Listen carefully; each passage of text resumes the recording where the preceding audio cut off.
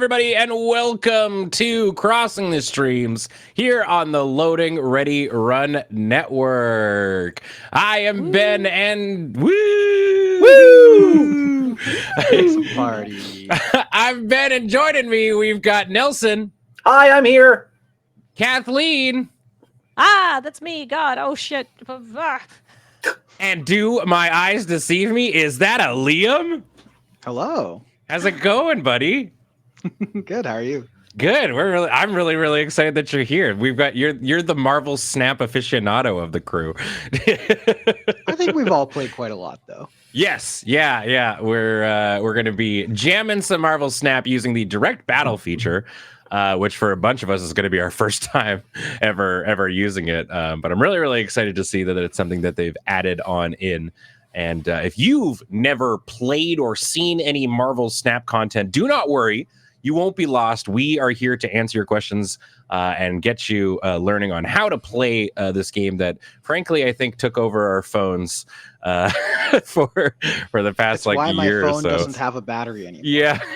I've destroyed my phone's battery. I need a new phone now. I've been telling people that while you may not have seen a lot of Marvel Snap on stream, it has actually been on stream a lot. It was just during commercial breaks and on the going online screen, and people who were playing it on their phone. When we're like waiting for the camera to go live, yeah, especially just hanging in Studio C. My poor Hearthstone icon has that little download from the cloud button on it now on my phone. Sad. Yeah. Ooh. But before we get into all that, a reminder that this stream and everything sneeze in the middle of... no, we're fine. We push through. Everything we do is brought to you by Achoo over at Patreon at patreon.com/loadingreadyrun. You're the reason we're able to do all this cool stuff, and we super duper appreciate it. Thank you so much. And speaking of other ways that you can monetarily support us, you can check out our store at store.loadingreadyrun.com, where we got all kinds of great products, specifically our line of limited edition merch right now that goes towards helping with the new Moonbase move. Nope. It's gone. It was limited to yesterday. Well, I was in Seattle and nobody said that to me. It's gone. We didn't travel to Seattle to tell you that. Yeah, or put it down as a general note. The problem was Ben's phone was dead from playing Marvel Snap, so no one could contact me. But the good news is because of those pre-orders, Beej did do a big reorder of a bunch of the T-shirts and other stuff in the store. So even if you didn't get that, there's lots of other cool stuff, lots of merch in the store. Lots of merch in the store. So store.loadingreadyrun.com, where all kinds of great things can be purchased. And if you're watching this on the YouTube, what up YouTube? Be sure to dongle the bongle, do all that important stuff. And if you're a Marvel Snap fan, or maybe in general, there's a character that is not in the Marvel Snap universe that you would like to see as a card. Who would that be? Whomst? What Marvel character would you like to see on a card in the game? It's Pepper Potts for me. I want to play Pepper Potts as a card. Yeah, I like that. Yep. Gwenpool. Gwenpool? Wow, that's a deep cut too. That sounds sweet. Yeah. Oh, Pepper Potts is in the game already, Flatluigi? Okay. What? Haven't unlocked No, her. she's not. Maybe as a silhouette. I don't think they're playable as a character. Oh, maybe they're in. Oh, she's rescue. Right. She is That's rescue. Okay, that's okay. totally fair. Whoops. Well, there you go. Our Marvel knowledge put to the test. Yeah, I gotta be honest. Big on Snap, low on Marvel in terms of knowledge. That's about where I'm at as well. I don't know whomst Hitmonkey is, but they do neat things in this game. So yeah, put that down in the comment section below. Appease the algorithm engagement gods, and we appreciate it very, very much. And without further ado, we can get right on into it. So we have this very cool overlay that we're about to show you that Paul designed literally today. And what we're going to be doing is using the direct game feature, which allows us to pit 1v1 against each other. And it's going to be a little bit different than the normal matchup that you would kind of have. It very, very similar as a regular game. But essentially, if you have never played Marvel Snap before, Liam, do you want to give them the elevator pitch on what Marvel Snap is? Sure. So I'll give you kind of the two parts because I think there's two parts of Marvel Snap that are very cool. One is that the games are very fast. So a game takes about 3, maybe 4 minutes. Essentially, what you're going to see are 3 lanes. Each one's going to have a location.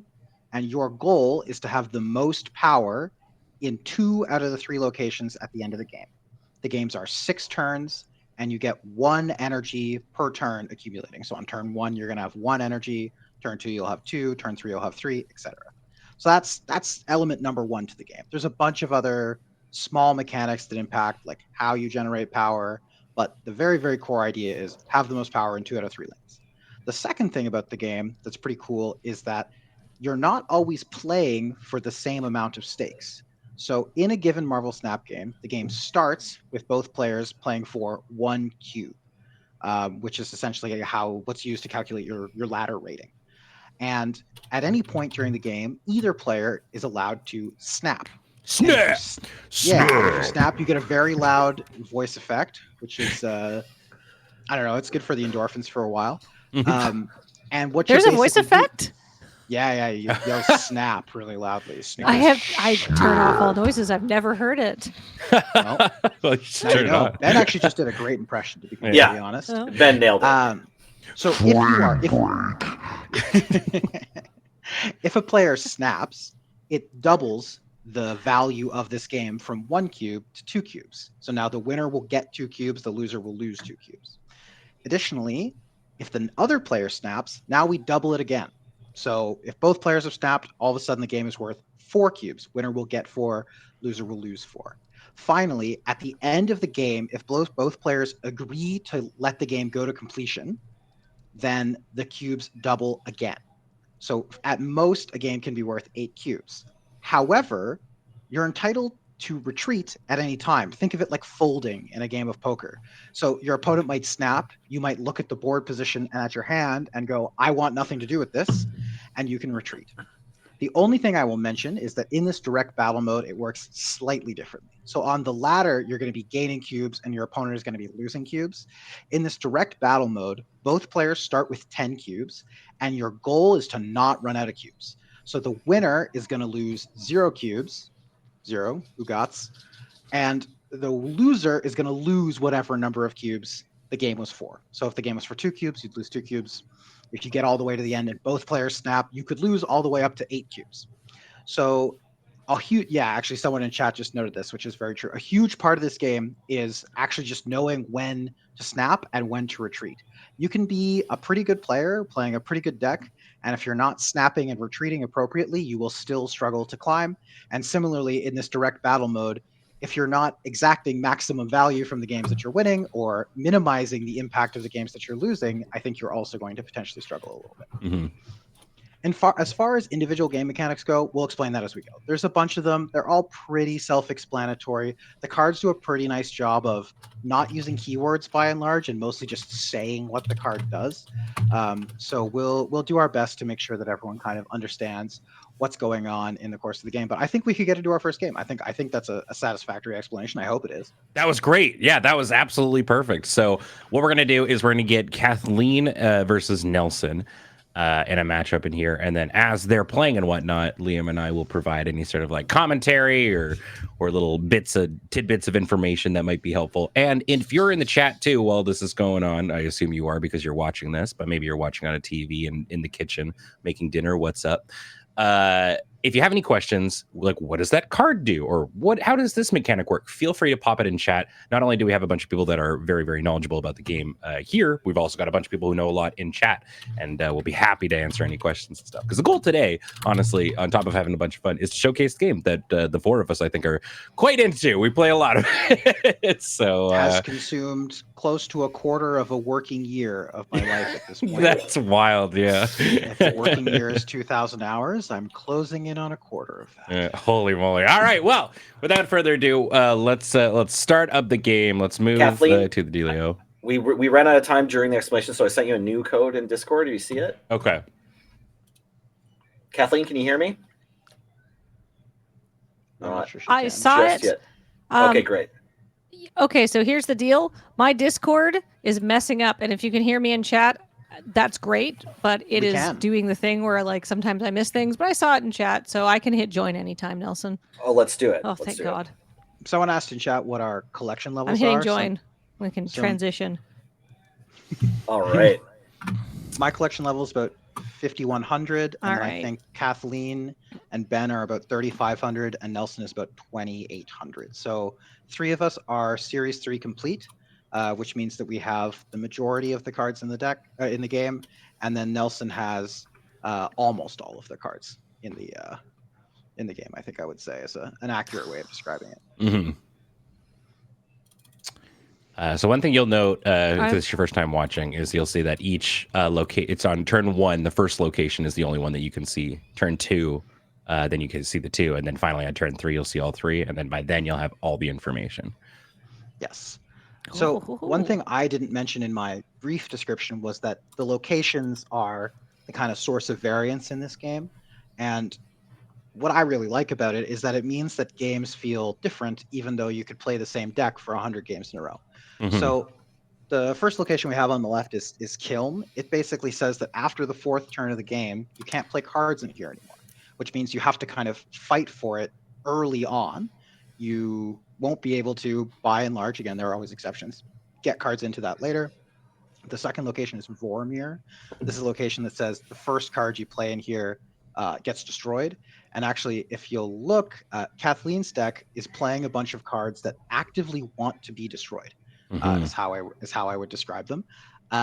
So we'll kind of talk about what individual cards do as they're played, because we obviously don't want to spoil what is coming. But for example, Deadpool, this card that Kathleen has been playing many Over times, and over. you will have Yeah. noticed, Yeah. is a card that actually gets more powerful every time it gets destroyed. So every time Deadpool is destroyed, its power doubles. And so Kathleen has been able to destroy it virtually every turn of the game, meaning that it's a 1-cost card that generates 8 power, which is an incredibly good rate in the game. Nelson's deck comparatively is looking to play cheap cards and then pump them up with abilities like Khazar and Blue Marvel. And I think this is a good opportunity to talk about the two big keywords in the game. So the 2 big keywords are on reveal and ongoing. So on reveal, wow, what a first game. They Good played job, Kathleen. incredibly quickly, and Nelson did in fact get annihilated on that last turn. But so the 2 main card types are ongoing and on reveal, and we actually saw both of them in effect on that last turn. So ongoing effects are things that, as insinuated by the name, are continuously happening. So an ongoing effect might say all your cards get +1 attack, which is actually what a lot of the cards in Nelson's deck say. So Khazar is a card that gives all 1-cost cards in your deck +1 power. Blue Marvel is a 5-cost card that says all cards you play get +1 power. Comparatively, Apologies. no, it's okay. It was great. It's very sick. Comparatively, on reveal is an effect that happens when the card flips up. For example, Agent 13, which was played at the start of this game, is a card that says on reveal, add a random card to your hand. And so this happens one time, and it just generates a random card. That ability can be powerful with certain cards in the game, which either want you to have more cards in your hand, or mostly want you to have more cards in your hand. To be honest, that's typically what you'd be playing those kinds of cards for. Ben, do you want to talk a bit about the kind of main ideas that both the decks that Nelson and Kathleen are playing?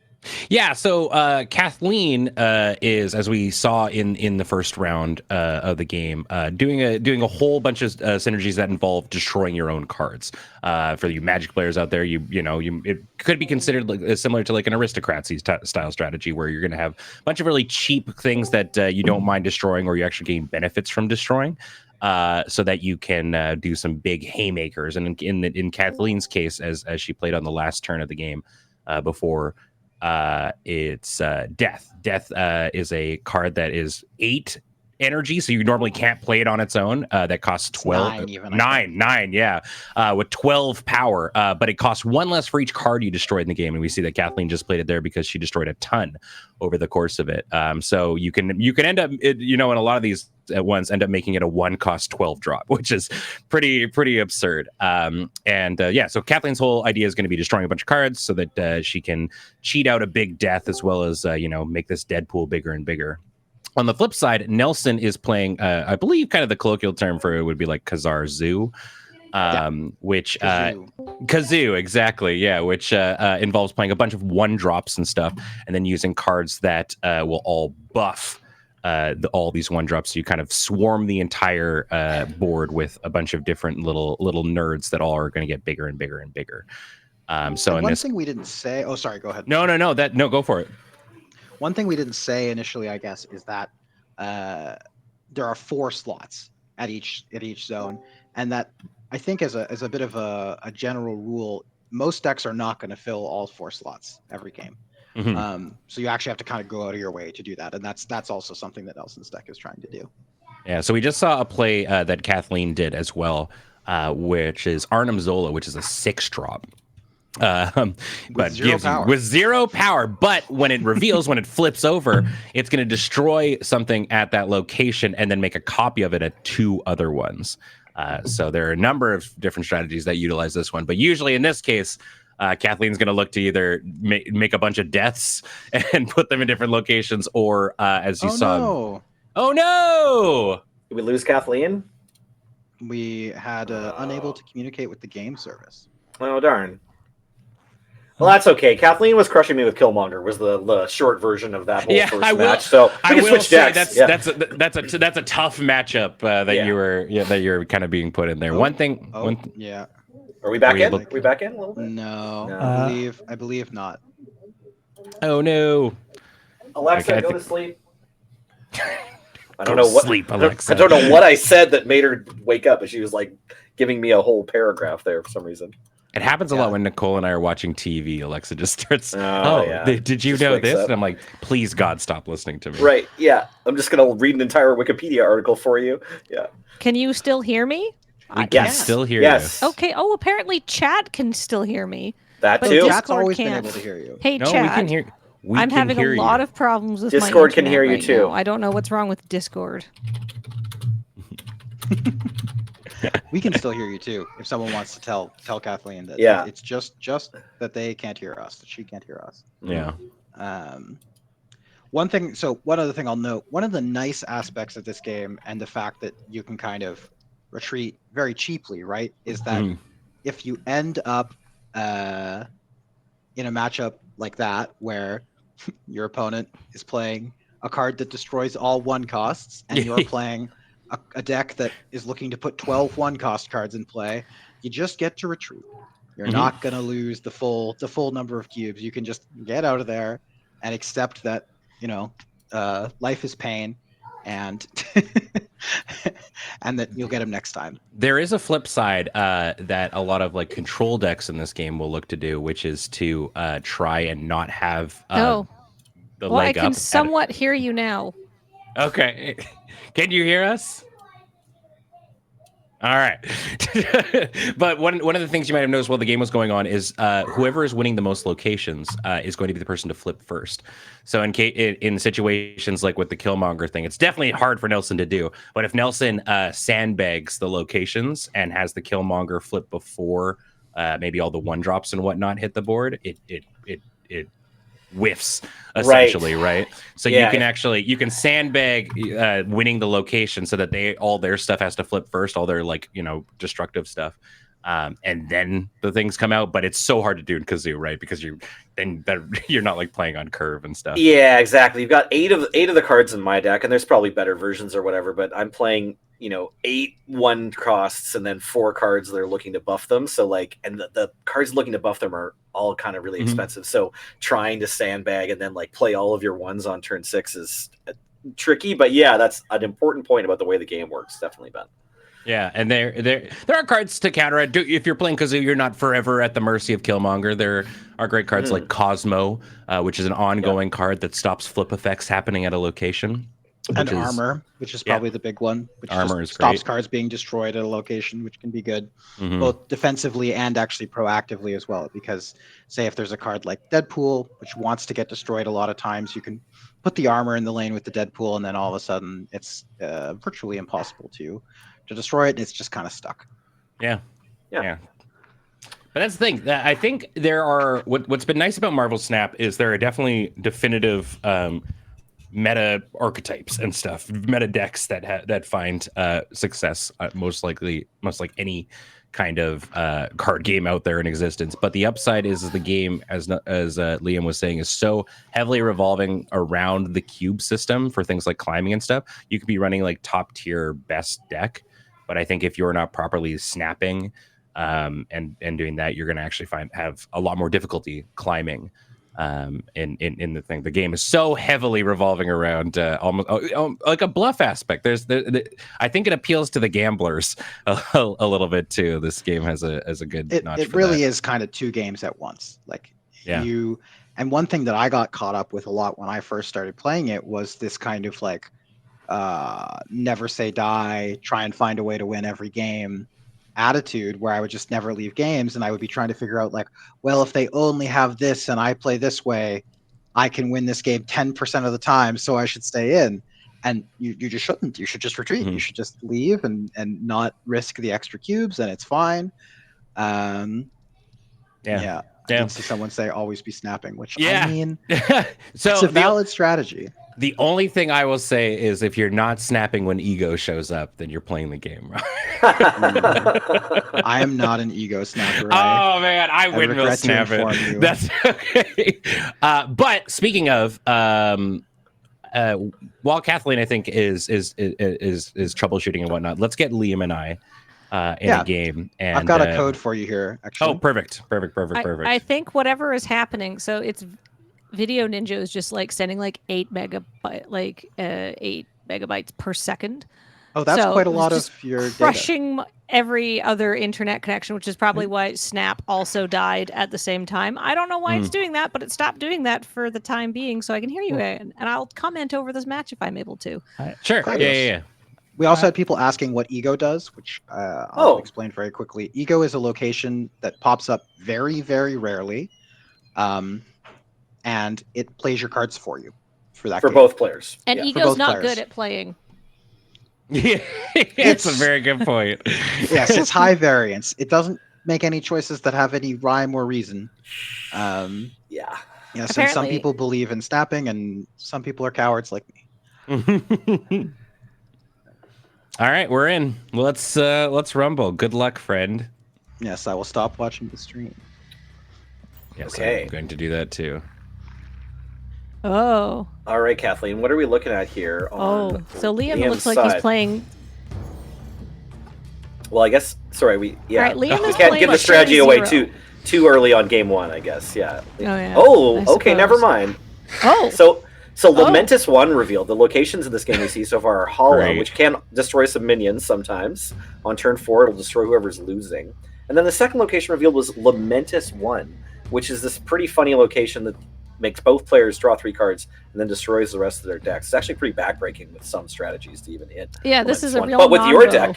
your deck, if you had the death drawn in the first 6 cards, then you get to play it for free right away, right? So it's great. With some Well, I decks. mean, it depends how many. Yeah.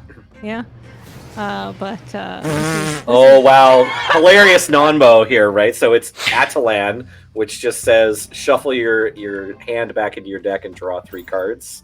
So the effect of like the good part of Lamentus 1, Ben and Liam don't even get to enjoy here. So pretty funny locations this time, Kathleen. So we saw debris there from Liam. Nope. So it looks like They just get smaller hands. Yeah, that's right. Yeah, so debris from Liam. So Yes. this is a This deck is that a we were real talking about non-go before for the stream. I think Kathleen is super behind again. Oh, okay. Yeah. Sorry, Kathleen. It's possible that the stream is a bit ahead of what you're watching. So one thing to note here Okay. about snapping in this game is that here I feel like I'm advantaged and I'm ahead, and so I'm snapping before the last turn of the game. You could snap on the last turn of the game, but I don't want Ben to get more information about why I'm snapping, why I think my hand is powerful. Right. The choice of when to snap is a really important and subtle part of improving this game. And so you can see now that the game is going to be worth, if it goes to completion, 4 cubes. If one of us chooses to retreat, or, okay, so because Ben has chosen to snap, the game is worth 8 cubes. Very exciting. We're gonna grip it and rip it, brother. I mean, I feel like you know what I'm about to do, but we'll see. Yes. All right, so we see an Arnim Zola doubling up two Black Panthers, which get their trigger again. On the other side, Liam's got the Spectrum.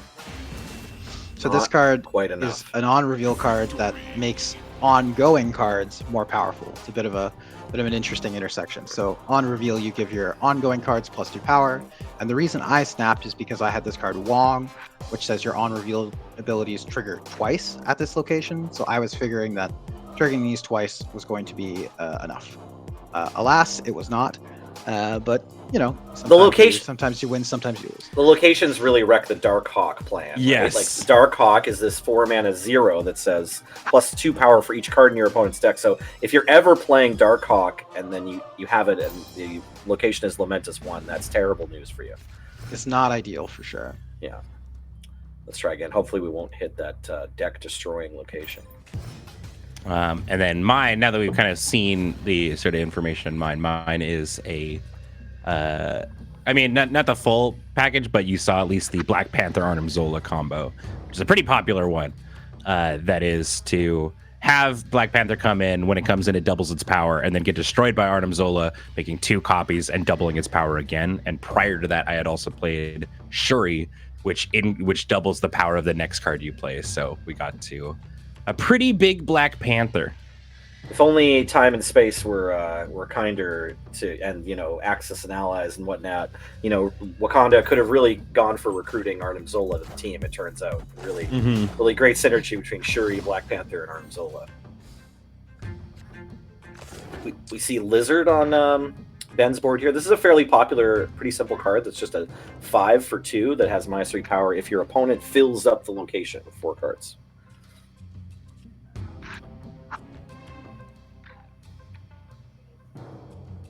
Liam, meanwhile, played Zabu on turn 2 to make his Rock Slide only cost 3 energy instead of 4. See, So, we're getting spell here. we're getting the flip side now, where Liam has a great location against my deck. Yeah. Yes, Lagulcha adding 3 cards basically adds 3 rocks to the deck anytime you play into it, and Ben really doesn't want to make Darkhawk bigger, which is what playing into Lagulcha would do.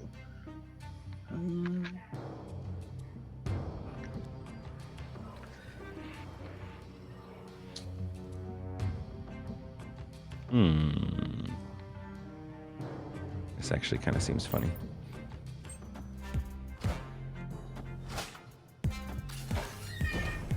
So this is turn 4 here, but after a wave, so both players have access to any card they'd like to play, because Wave's ability is that the next turn everything costs 4, so they can both play 6 energy cards this turn if they want to, and Ben opted to play an Arnim Zola, get 2 more Odins there, which is going to trigger the wave again, because that's what Odin does. It just turns on all of your on reveal abilities.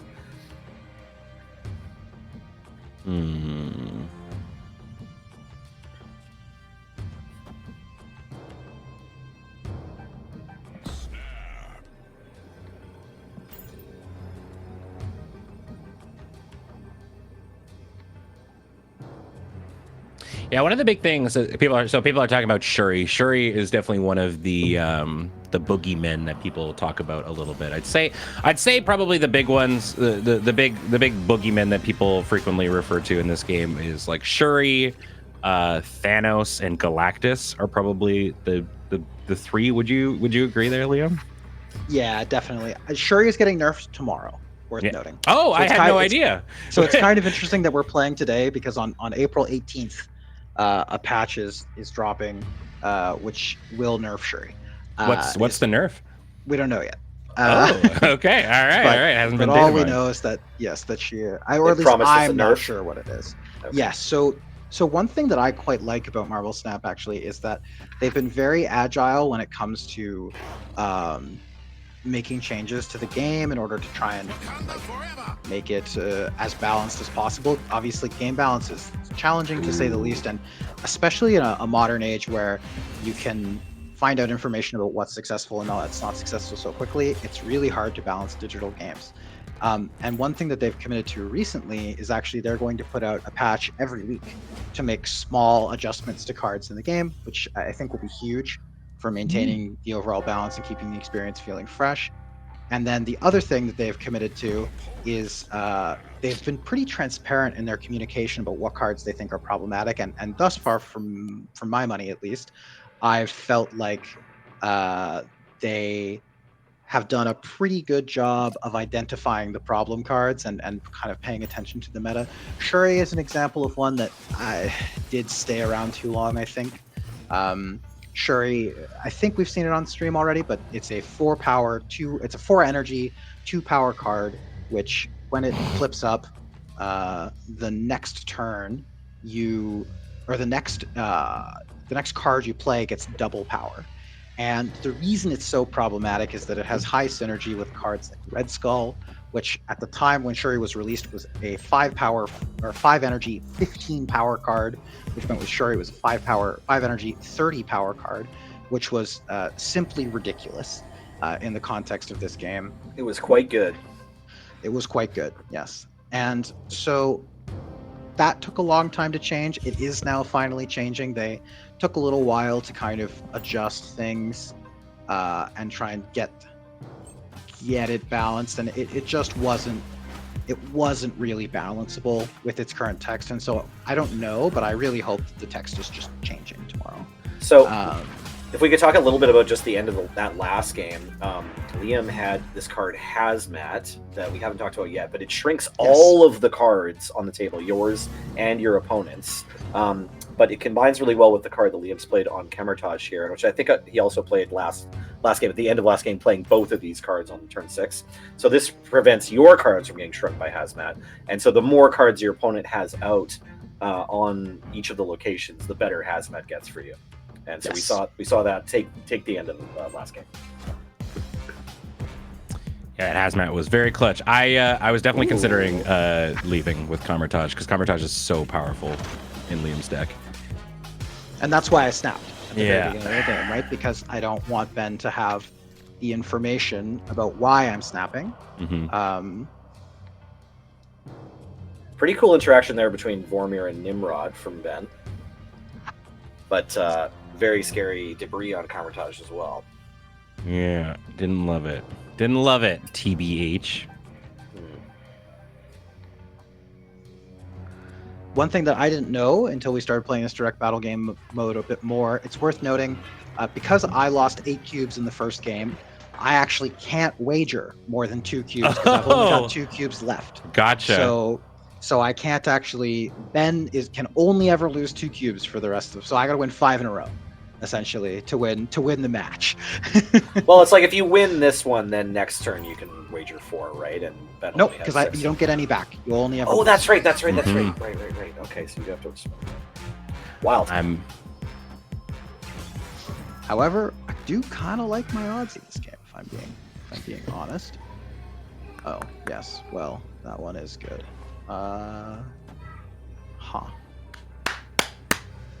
So Camertage, a really important location, and I think a fairly common one. Just doubling up your on-reveal Damn it! effects. I was rolling the bones on this one. Oh yeah. I was like, if I get Black Panther out of this, then I would have taken that one. But Maybe we're rolling. Yeah, so Arnim Zola picks a random unit to destroy and send across the map to the other location. So Ben was hoping it was hitting Black Panther and not a rock. yeah. Yes.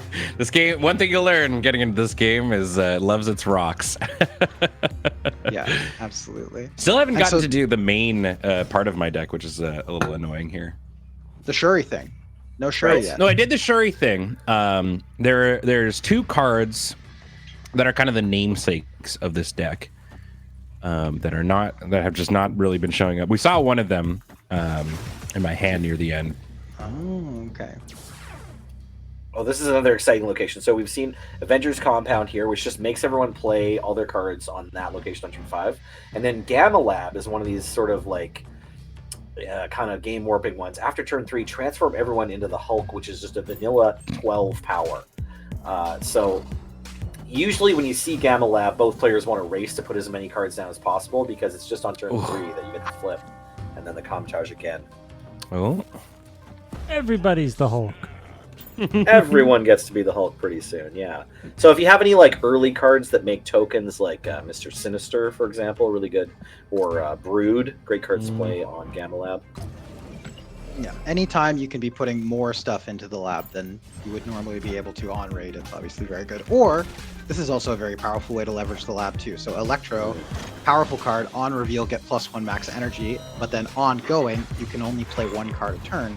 And because Gamma Lab transforms it into a Hulk, it means that Ben essentially gets the benefit of having an extra energy for the rest of the game without the drawback of only being able to play 1 card a turn. However, I still like my odds. I would snap again if they would let me. So Kamar-Taj and Wong do stack, which means that if unless there's a Cosmo or something, the next time Liam wants to play an on reveal card on the Kamar-Taj, Liam will see 4 triggers. Arc of the Conclave asks, why not Debris right? And I think the answer there is that you make a bunch of Hulks for both people. Yeah, you make a bunch of Hulks for both people, which might not be what you want. Like then, Liam chooses to have just 1 extra rock in each location rather than 3 Hulks each. Yeah, that's only good if you have like a Shang-Chi in your hand. Yeah, exactly. If you have the Shang-Chi, then lots of Hulks Shang-Chi is everywhere a could be fun. 4 energy, 3 power card that destroys all enemy units with 3 or more power. I actually think it might have been correct, though, to play it on the right side, just in the name of getting more bodies in play. It could be that that's right. I do like that finding a way to replicate the power of the Hulk is literally been like the plot line of the Hulk for the past 50 years. And apparently it's not that tough. You could have 4 right now. So one thing that's worth noting here, I can't retreat because I will lose the game if I do, so I'm staying in no matter what. The other thing that's kind of interesting and we should talk about is there's this concept of priority. So we've both been playing our cards, but one person's cards have to flip up and have their effects first. That's determined by the little glowing ring around their names. So you'll notice Ben's name is highlighted. That means that his cards are going to flip up first. That's not random. It's actually something that is calculatable. Oh, okay, and Ben retreated. Excellent. Good news for me. And it has to do with who's winning the game currently, right? Exactly. So whoever has priority is whoever's ahead in more lanes. I don't know what you've got going on, but I see Luke Cage, I see Wong and Kamar-Taj, and I have a slight inclination that hazmat is in my future. And because I'm flipping first, that is no good for me. High stakes. So after you get into the 5th round of this battle mode, you can no longer only play for 1 cube. In the name of making matches finish in an appropriate amount of time, we start playing for a minimum of 2 cubes. And again, keep in mind, we can only play for 2 cubes because I lost all 8 in the first round. So we've been playing for 2 for a while here, but yeah, in a normal game where say I hadn't lost all 8 cubes in the first round, we would be a little bit different. You could have stayed because you couldn't lose more than 2 anyway. No, I would have lost 4 because it was. Only lost 2. No, you can only lose 2 because Liam's not allowed to put up 4. I'm not allowed to. Because the battle just constantly takes them away. Oh, sorry. You're talking about cubes. I thought you were talking about the amount of hazmat procs that were about to happen to me. Oh, yeah. Right. So you could. So retreating there was the same as playing till the end because Liam couldn't up the stakes anymore. Is that right? I'm still pretty new to this battle mode too. Yeah. That is correct. The stakes have not gotten any higher. Fair enough. I'll let you know, Ben. He did have the hazmat. Okay. Well, I was correct. I figured. I think just retreat or not. I think it was going to be the same.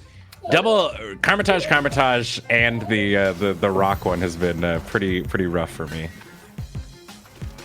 Okay, yes, so Kamar-Taj may be the best location for my deck. 3 locations we haven't seen yet. The middle one's pretty interesting. It gives every card there +5 power, so pretty straightforward. I love that location. Fantastic with Iron Man if you get Iron Man. Eternity range on the right. Whoever's losing after turn 3 gets a rock. So not super impactful. And then Asteroid M is a fairly new one. After you play a 3 or 4 cost anywhere on the board, move it here. So that works until that fills up. But basically forces it pulls all the 3 and 4s over to that location, which is a lot of the cards in this game that matter are 3 and 4s. Wow. So, it looks like it's a Liam shame. just sent 4 rocks to Ben's deck. Absolutely, yeah. So that's a pretty typical Darkhawk setup. If you can get the rock slide next to the Wong, and then when you draw your Darkhawk, it's going to be real big because now Ben's deck is full of rocks. Also, this has the effect of just causing Ben to have a higher chance of drawing a blank. Mm-hmm. Yep. Well, glad to hear from you again, Kathleen. Speaking Yeah. of hearing things, shout out to all the parents working from home, watching this or checking this out on YouTube. I'm sure your coworkers love hearing from your screaming children in the background too, right? Right? Everyone loves it. Everyone loves it. Yeah, I think it's an essential part of the 2023 life. Yeah. Honestly, I'm surprised we haven't been invaded by one of my cats yet. They're both Oh, I'm sleeping looking forward to that. somewhere, no doubt. That's right. Just It as happened I on the Valorant stream. was like about to like see if I could like turn back on, Baxter was like, "No, now is the moment I've got to walk across your keyboard." And I'm like, "No, boy, no." I know what So- I know what will help right now. So worth noting for anyone who's watching, if I were allowed to, this is a game where I would retreat. The reason being is that this Asteroid M card was really disruptive to my game plan, because what this says is after you play a 3 or 4 cost card, it gets moved here, and most of my hand is with 3 or 4 costs, which means I couldn't really find a way to play for either of the other locations, either Nidavellir or the Eternity range. But because I must, I will submit and hope for the best. I do not believe this is the best. Oh, more Doom bots for Ben. Yeah. I think I win Nice. one location, but I do not win 2. Well, I'm stoked to see a friendly GGs. battle finish. Well played, well played. Yeah, Great I- games, Liam. That was a lot of yeah, fun. Thank you. and a lot closer than the match that Kathleen and I were having, for sure. And some fairly quite a bit more complicated decks. Sorry, Ben, do you want to show us your deck? Did we see the thing that you were trying to do? Did that ever happen? Yeah, Sorry, we're halfway yeah. through that. So the last two worked out. So this is the Yeah. deck that I'm playing is kind of known as Electro Sandman or Electro Ramp. Right. And so the idea is you're playing cards like Electro, as we showed off, which here I'll actually bring up the deck here, which allow me to start playing the higher cost cards in my deck, like we saw Dr. Doom, Odin, Arnhem, Nimrod, Panther earlier on in the game. And because it's got that ongoing, as we talked about, you can only play 1 card a turn. Usually, like people like to combo that with Sandman, which is a 5-drop 5/5, which makes it so both of us can only play 1 card a turn. So it's very disruptive to decks that like to like the Zoo deck we were showing off that like to just jam out a bunch of friends. It's also really disruptive against Sarah decks, which usually like to on the last turn throw down a whole bunch of things. It's honestly pretty disruptive to pretty much like every Yes. deck. Like, Yeah, Sandman is a hella annoying card. So Yeah. the whole concept of the deck is because I'm typically only going to be playing 1. It's built around really only playing 1 card a turn, anyways. So the ideal kind of stitch is like I have Electro early on, which allows me to play a 5-drop on turn 4, a 6-drop on turn 5, and another 6-drop. So that allowed me to do like what I did there on the end game, which is like play Dr. Doom on turn 5 and then copy it with Odin. Or there's a line that's way too big for my brain, which is killing Dr. Doom with Arnhem and making 2 Dr. Dooms, which then also make 2 more sets of Doombots come out. But that's way too many moving parts for me that I usually just play Odin anyway. But yeah, Nice. Yeah. It's an interesting matchup. And apropos of the fact that there are 2 games, it's worth noting, if you look at the match score, I actually won 3 games and Ben only won 2. Mhm. But because Ben had the good sense of doubling down on a game that I had already sort of expressed confidence in and being correct, he won the match. So I think that's kind of an interesting demonstration of the kind of second core gameplay system. I think snapping is what makes this game so unique. I think so that too. It's what sets it apart from other TTGs. Yeah. But that's perfect. We're actually right coming up on the hour. So we're going to take a quick little break here so that we can run some ads and whatnot. And it sounds like Kathleen's internet is feeling a little bit better. So when we come back, we'll have the return of Kathleen v. Nelson, and we'll see. Maybe we'll see some other decks and stuff like that. Absolutely, yeah. I can't wait to play more. This is actually a really fun game mode. Don't go away, everybody. More Marvel Snap after this.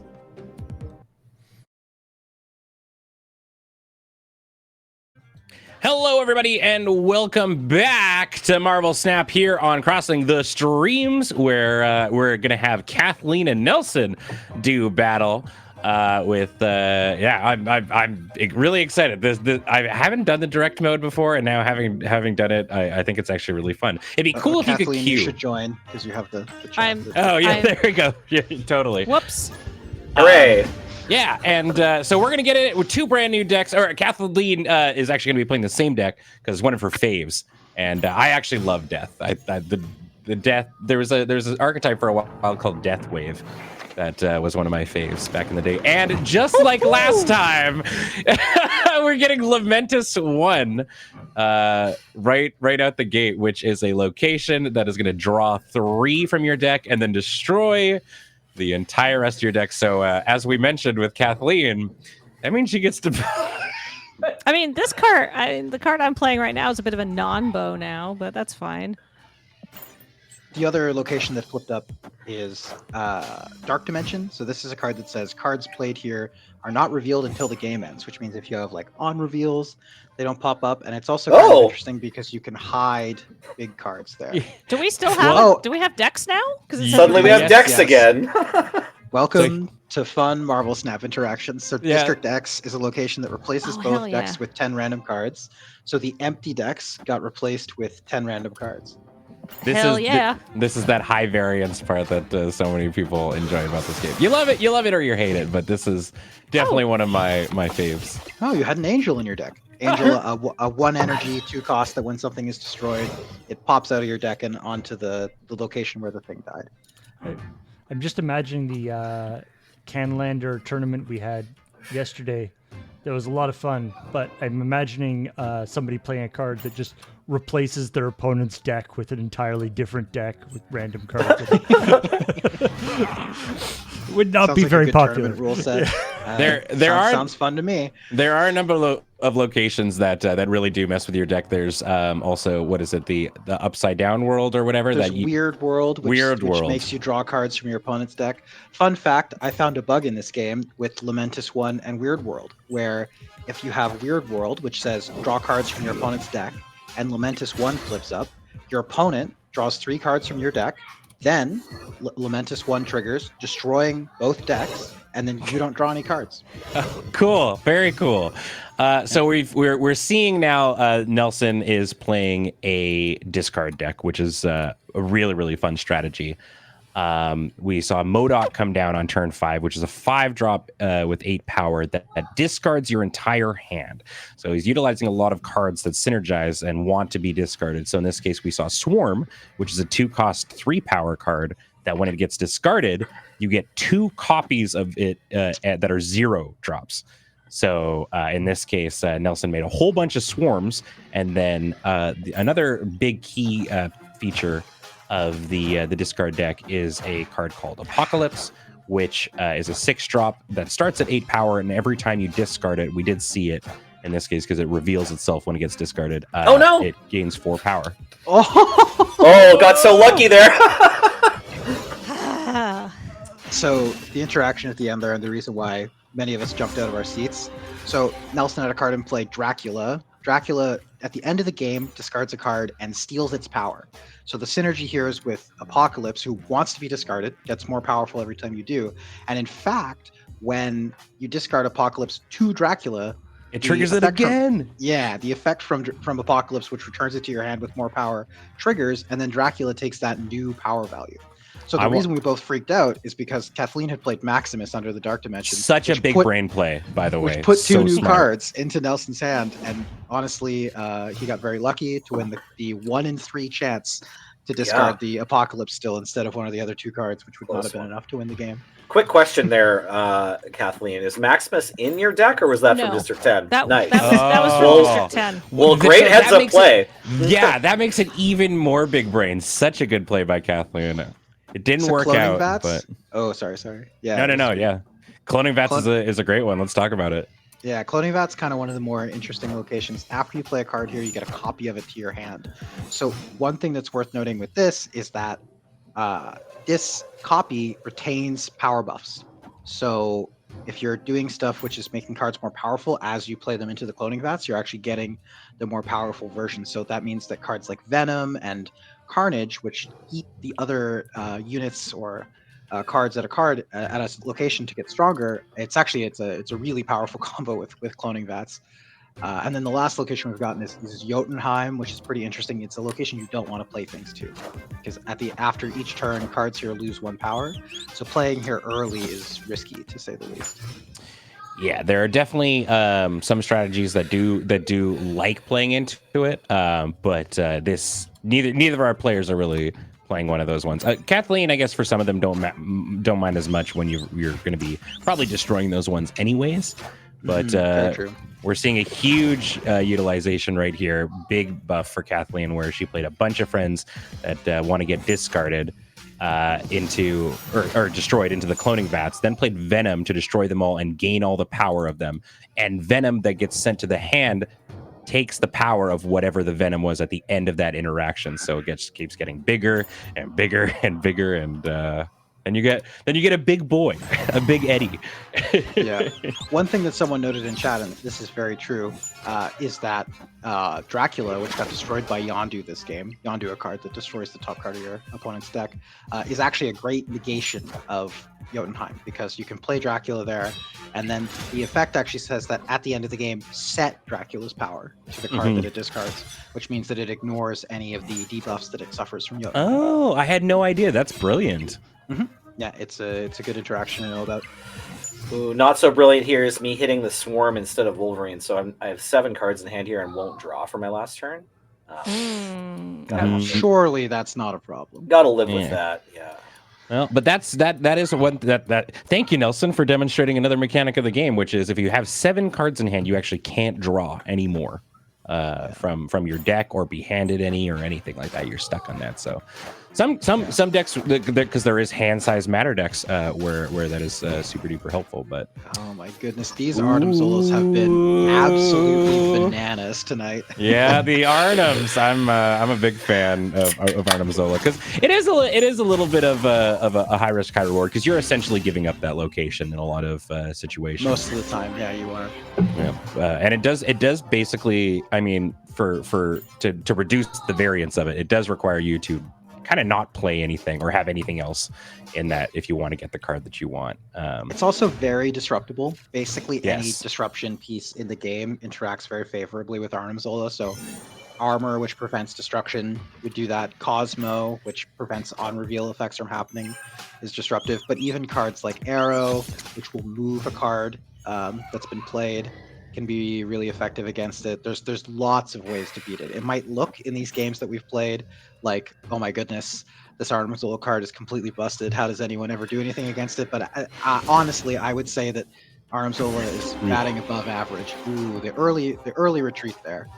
I mean, I did get Apocalypse with Yondu, which is just like kind of bad for that deck.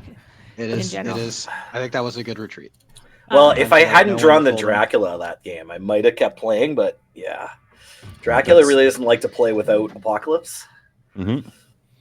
Yeah, that's a very good heads up play. I think also it's what is really interesting with Arnim Zola too is you have to kind of consider what deck you're playing against when you're on the Arnim deck. Like if you realize you're kind of up against a more control-y strategy like that, you actually want to not be on the first flip.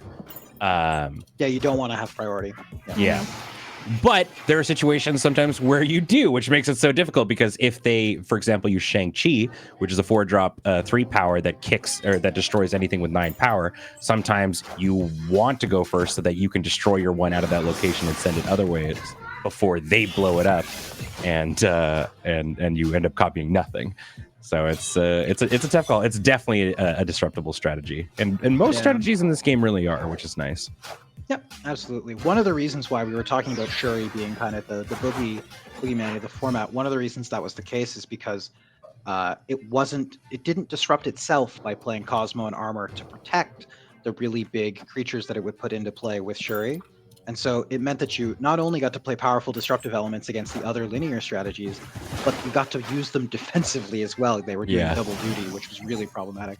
Yeah, A couple of interesting locations this game too, we should talk about. Yeah. So we've got the X Mansion, which after turn 3 adds a random card to each person's, which in this case, we got a Bishop, which is a fun little one, and a Quake, which is a fun one, which shifted things around. And then Atlan, which is just the on turn 3, you draw 3, or you put your hand back into your deck and draw 3. And the final one, which is a really, really fun one, which is on Onslaught Citadel. Ongoing effects here are doubled, which is a spooky one. And funnily enough, Wong loves both of these. Yeah, Wong's all about these ones.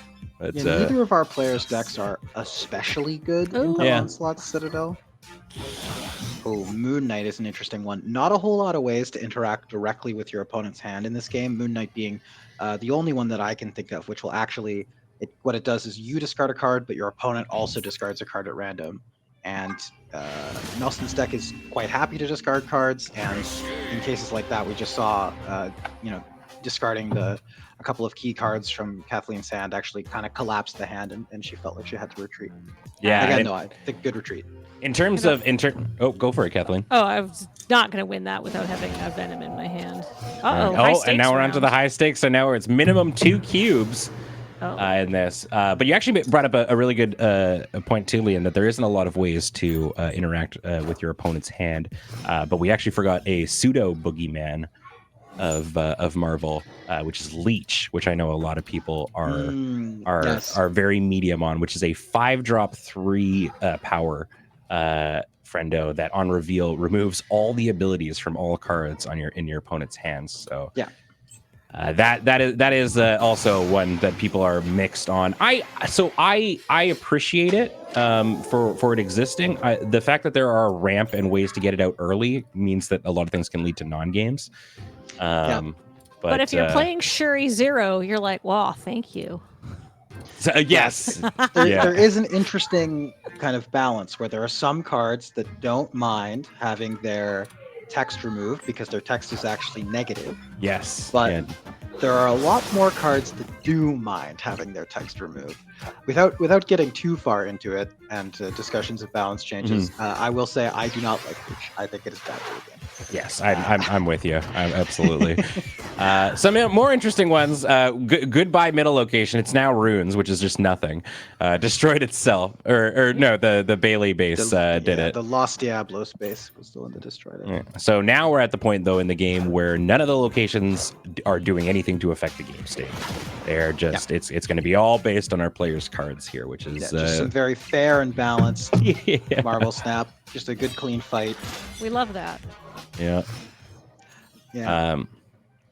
I mean, so Kathleen's got the really good start here. She's been able to just kind of kick the crap out of Deadpool, which is what you want to see. Absolutely. And we're going to see a really fun interaction here too, where ordering matters. So Nova is a 1-cost 1 that when it destroys itself gives 1 power to everything on the board, and because it gets destroyed, everything gets destroyed in order. So Nova gets destroyed, then gives that power to Deadpool. Then Deadpool doubles, which is just a really good sequencing kind of position by Kathleen. Kathleen, I got to level with you. Your deck does just kind of look unfair when this happens. I mean, it's pretty good. Mike, now it's like, where do I play these things? This is the real challenge in Marvel Snap, I find. Yes, and you do sometimes end up in these situations where it's kind of a 50-50, and this is where the kind of pokery, know where your opponent is going to play to aspect of the game comes into effect. There are some useful heuristics that you can use, but you're never going to be able to generate a rule that applies to every situation. Sometimes you just gotta make some choices. Phew. Yeah. That was a really close one. All right, so now we're, as we said, into the high roll. I think so. Coach Nelly, a little bit on I don't know the. how this is gonna work because Nelson only has 3 cubes left. Oh yeah, Well, I wonder does the if game it'll just let end, you or- bet them all. Yeah. No, but I think that it's just weird because let's say you lose 2 more. like, is it gonna let you gamble your last 4? Like, I don't know. I'm not sure if Nelson's gonna be allowed to snap. You don't feel obligated to test Yeah, that for me. if you do want to snap, The we'd love to button see is it. lighting up. I mean, I guess I could lose one Oh, more, no, and so Kathleen it could does lose one three. more. Gamble your third The, cube. the Okay, rare nice. 3 cuber. Nice. I see. Never before seen by my eyes. So Peak, a really interesting location, and one thing I will say that we haven't brought up yet: the locations have different rarities. So one thing you might have noticed is that locations like Adelan have popped up a bunch, and that's because it is a common location. So it's going to appear. If you, let's say you sit down and you play 20 games, you're probably going to see Adelan more than once. There are 4 levels of rarity of locations, though, Adelan and some other ones being the most common. Then there's sort of an uncommon, a rare, and an ultra rare. We talked about Ego early in the stream. That's an ultra rare location. The other ultra rare location is the World Ship, which destroys all the other locations, and you only play for that one. Examples of rare locations are things like, I think Bar Sinister is rare. It might be uncommon. I'm not certain. Other things like Lamentus 1 and the like are also in that kind of uncommon rare level. The Peak as well, I believe, is rare. If you sit down and you play 20 games, you might see it in one of them, you might not. Oof. Oh Yeah. my goodness. Okay. Well, I'm not Okay. gonna. Ooh, this is not good for me. So we're seeing a lot of discards, or a lot of Draculas. So this means to me that Nelson is going to be looking to completely destroy his hand to get some sort of big friendo as the sole thing What is that the all these collective- Draculas will discard. What is the collective term for Draculas? A goth bar. Yeah. Yeah. Draculus. I'm not really sure. My Latin is a little rusty. So we didn't talk about what Bar Sinister does. Yes, it's a favorite. I think for a lot of people, I love this It's location. a cool location for sure. So Bar Sinister says after you play a card here, fill this location with copies of it. Lots of powerful things you can do here. The obvious one is just like play a big thing into the Bar Sinister. Then you get 4 of the big thing. But you can see, Nelson's doing something quite cool here where he's put 4 Draculas in there. And now that he's played the Modog and we've seen that he has Apocalypse in his hand, for those wondering at home, yes, each Dracula will individually discard that Apocalypse. So that's a lot of power. Actually, we flew a little too close to the sun here because the doubling up on the Modok trigger is good for Yes. Apocalypse, but bad for the swarms. So. Yes, yeah, you have way too Well- many swarms to get rid of it all. I mean, one of the. Oh, interesting. We're gonna Yeah. roll the dice. We'll see. Well, And Kathleen also did something kind of interesting where Yeah. she played Hood into Bar Sinister to get 4 demons, thus making her last turn, kind of conceding the bar because it's probably not winnable into Dracula. Yeah, I but love it. Making her plays on the other part of the map better. actually, no. Why do I'm doing it? That's foolish. Well, no, I'm still gonna lose. I think I gotta retreat. I don't think there's any way I can win this. Sorry, Nelson. I wanted it's to the watch same you do nu- that. It's the same number of cubes whether you retreat or not in this situation. Fascinatingly, Yeah. because of the play that Nelson chose, I actually think that game was losable. And the reason being is you kept a swarm in your hand and Yeah. played Lady Sif instead. Because if you discard the first swarm to the first Dracula, Oh, make right. then you actually make the odds worse every time you do it. And the Dracula doesn't actually keep that 4 power; it get reset to 3. So Oh, well, yeah. I don't think you were winning though, Kathleen. It was a good retreat because I don't think you could find a way to win middle either. no, that was my thought. Is like if I could win middle, maybe, but Yeah. I'm so used to playing in that situation. If you have Dracula and then like the last card besides Apocalypse in your hand is almost always Swarm, but I could have made it Lady Sif instead, which means the first Dracula, Yeah. like one of the Draculas discards it and then it's gone, but the rest of them. Or it could have. Get Yes, big. exactly. Yeah. Yeah. So Ooh, Bar Sinister again. interesting. Yeah, people are pointing out that with -8 in the location because of the hoods. It's true. I think that Ooh. Kathleen absolutely made the correct choice in retreating there. But So we've got a really interesting interaction here with the Bifrost and Bar Sinister, where on turn 4 everything's going to shift to the right, which gives players the possibility of playing something to Bar Sinister before that, and it all shifts over. So you maybe get 2 Bar Sinister interactions, but also you give up. Well, just kidding. I guess Murder World's it's going to okay. trigger on turn 3. It's fine. That's true. You could still do it on turn 4. One kind of, I think, salient point in Marvel Snap, if you're someone who's looking to start playing the game or who's newer to the game, though, this is something that I think is kind of interesting, is that filling up locations early isn't always necessarily good. Because what you've done at that point is kind of functionally set a magic number for your opponent that they know they need to beat in that particular lane. And so depending on how powerful of an interaction you can put in Bar Sinister that gets moved over to the Bifrost, it may or may not be worth it to give up the information of what your max power in that location could be in exchange for, obviously, if you don't do something before the Bifrost moves, then you're only going to get to use the Bar Sinister once. Yeah. Yeah, no, I think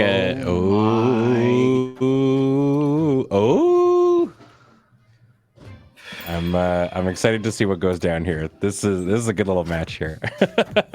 Oh boy. That is some Yeah, that is cooking with some gasoline for sure. so Kathleen here playing a bunch of hoods which fill up Bar Sinister, and then Killmonger kills them all. So Kathleen just got poor 1-drop 6 powers for very little investment, which is pretty slick. This is going to be an interesting game.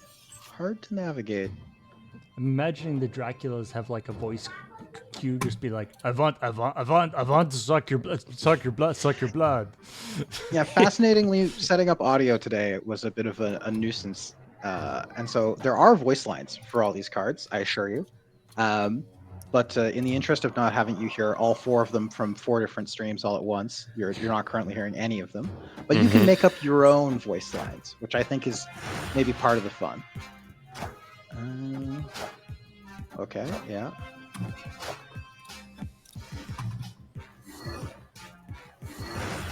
Oh man, and the Moon Knight getting tripled up here in an attempt to potentially collapse the hand.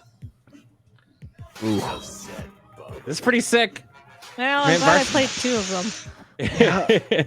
Bar Sinister leading to some really, really interesting plays here. Huh. Huh. So my deck hid Apocalypse and MODOK from me. I'm gonna lose this lane anyhow. Oh. Yeah, so Nelson didn't draw Apocalypse, which the decks are small. They're only 12 cards. You see 9 of them every game. You're 75% to draw a card in your deck, which is also something kind of cool about this game, is that like when you're deck building, you get to see the cards that you're putting in your deck really often. This is neat here. I only have 1 cube left, but Kathleen can lose 2. So that's an element of friendly battle. So I was almost going to play a different deck. No. That's fine. That's annoying, but fine. I was almost going to play a discard deck, so I'm glad I was like, no, I'll just play Destroy because we didn't get to see it, because I think this is a fun and interesting matchup. Oh yeah, I really like your deck, Kathleen. Big fan of Deathwave as well. This is just like all of the cards that say Destroy. So that Hood card that Kathleen has is a negative, but he gives a big powerful thing into her hand is the idea, right? Yeah, so Hood is a very interesting card where it itself is not that powerful. It actually actively negative, but if you either find a way to destroy the first body, or there are ways that you can return it to your hand and not actually have it on the battlefield at the end of the game, it's overall pretty worth it. Like they're going into battle and just, Hood, you're making this worse. Don't come with us. You wouldn't mind just staying back. Yeah. And or being eaten by a Carnage. That would be good too. Yeah. There's also cards like Viper, as Laserbeak's Fury is saying, which is a 2-drop 3 power, which can give a random card at the location it goes to your opponent. So you can just throw it over to them, which is a very popular strategy in a deck that I like playing called Magic Disrupt. That just kind of seeks to throw stuff onto your opponent's side of the board. Yeah.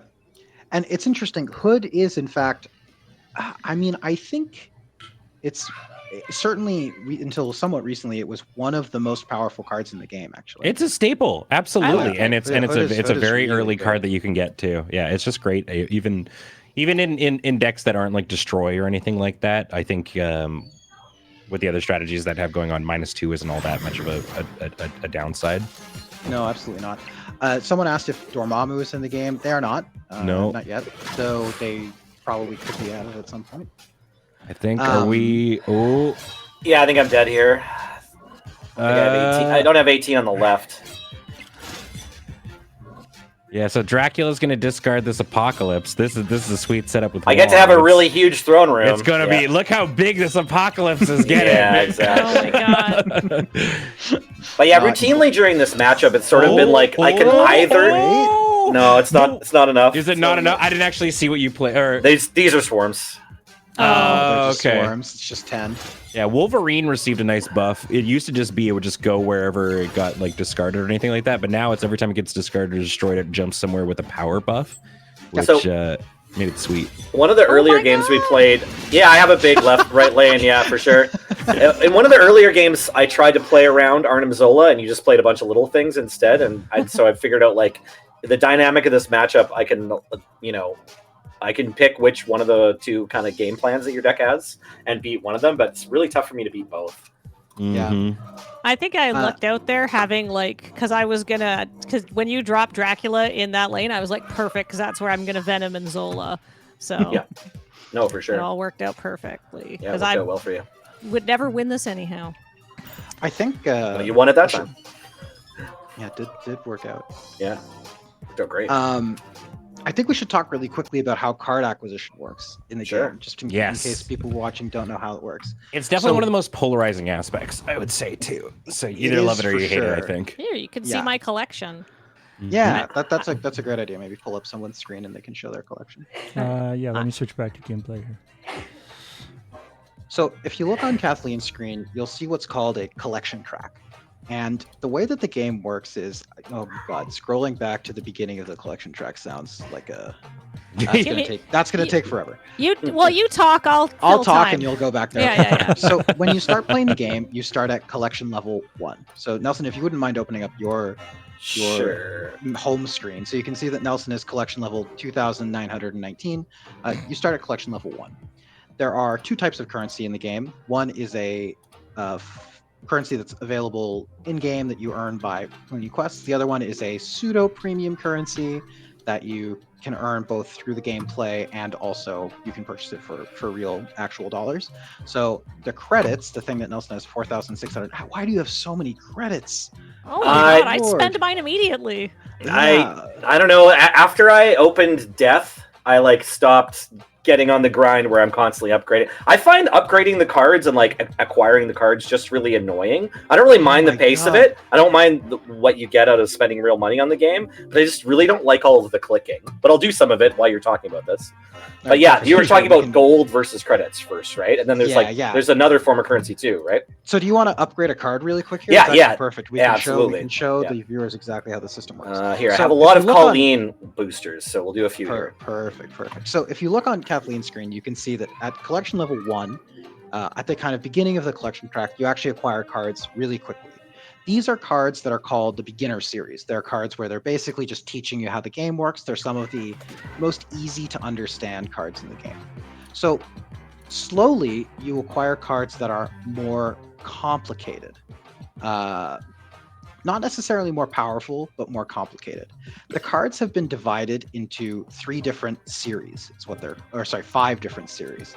So series 1 are the cards that Kathleen's scrolling through right now. These are the kind of most basic core cards that are going to teach you all of the main gameplay mechanics. And you'll notice some of these cards have actually seen play in the games that we've been playing, and many more of them see play in other decks. Ooh, Pixel Orca, very exciting. Then you'll get into what's called Series 2. That's a little farther up. The Series 2 cards are more complicated and a bit more interesting, but again, not necessarily more powerful. They just introduce more nuance into the game. And then you get into what are called Series 3, which are the most complicated and interesting. And Series 3 is the largest series of cards. That's where the most cards in the game are.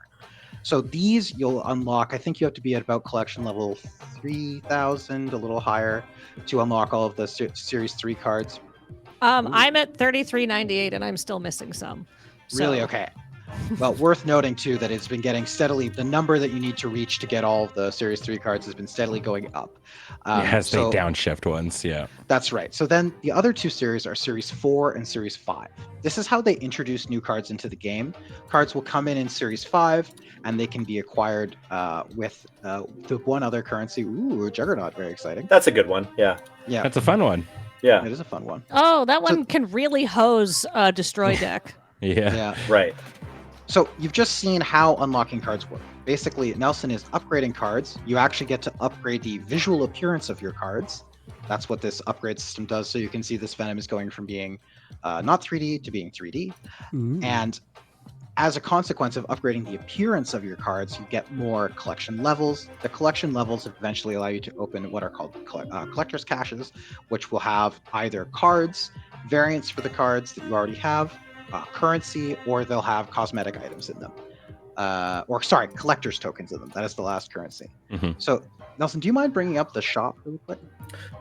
The collector token shop.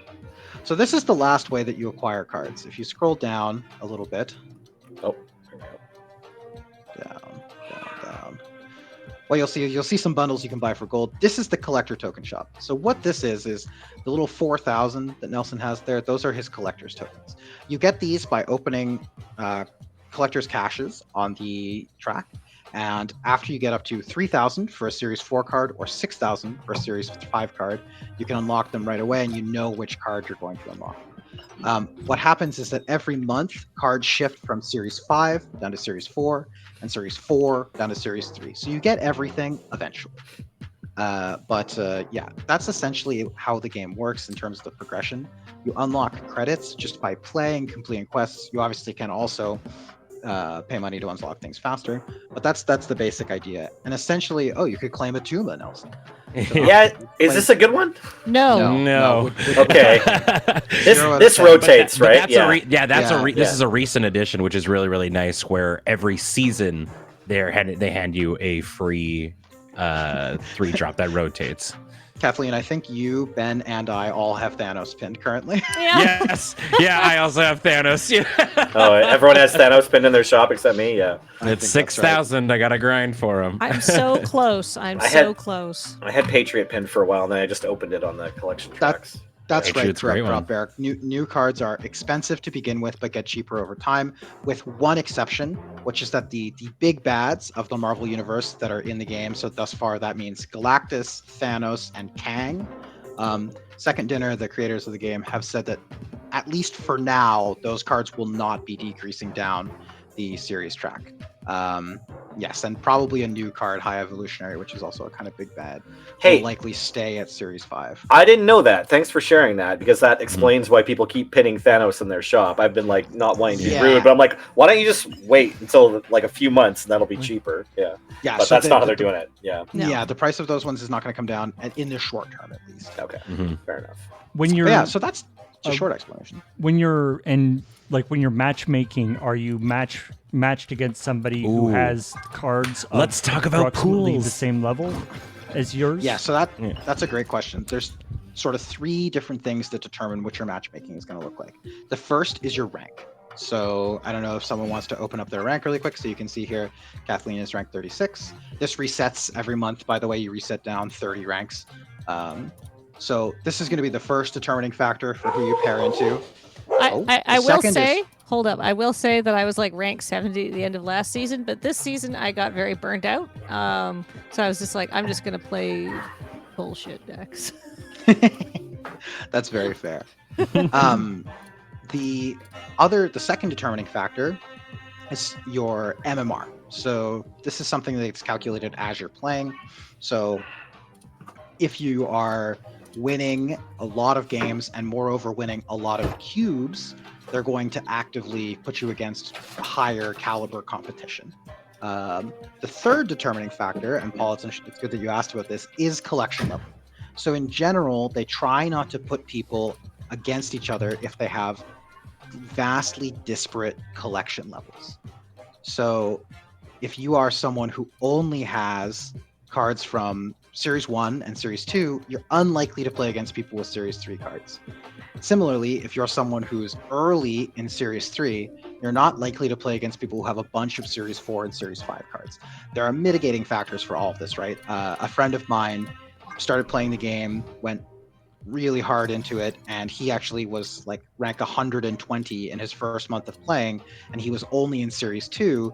And by the end of it, the game said, well, I mean, you've won too many games. We're going to start putting you against people with Series 4 and 5 cards. And I remember him messaging me being like, what is this Galactus thing? Like, how is this balanced? Yeah. Right, so You're he's too seen good. he's seen cards they didn't even know existed. Right, he's Correct, trying to beat it yeah. with just Khazar and Blue Marvel and Squirrel Yeah. Girl, and he has to Yeah, fight Galactus, right? That's Yeah. a tough one.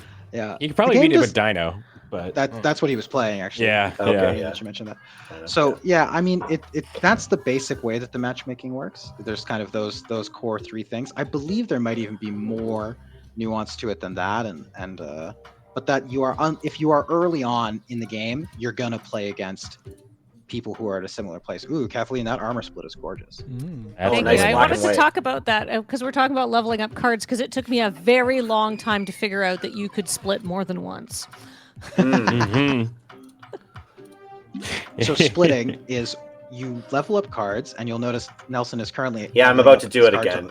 to Yeah. ultra rarity. When you get to the top level of leveling up a card, it's called the infinity. It's an infinity sick. level. Oh, Nice. Captain Marvel, cool, nice card. So when you're at infinity, rather than continuing to upgrade with more new borders and everything like that, you get what's called an infinity split. So what that means is Nelson's going to keep that card that he has there, the white tiger with the holographic background and the Daredevil, and the white dots swirling around. But now he's also got the holographic background, and I believe this is going to be a different set of orbs rotating around it. Yeah, basically. Yeah, it's a different. Actually, it's a different holographic background. That's what it is. So yeah, as you split more and more and more, you get increased odds to get the really kind of premium, exciting splits. And actually, what Kathleen has on her screen is two of, if not the most desirable split effects, which is black and white, which takes at least 4 splits to get, and then the dots, which take even more than that. And the dots can be a bunch of different colors. You can get gold, black, green, blue, I think, red. Yeah, and so you can split your card. I believe it's up to 16 times. Oh, the there's a number. limit? I had no Yeah, idea. it's possible to unlock every combination.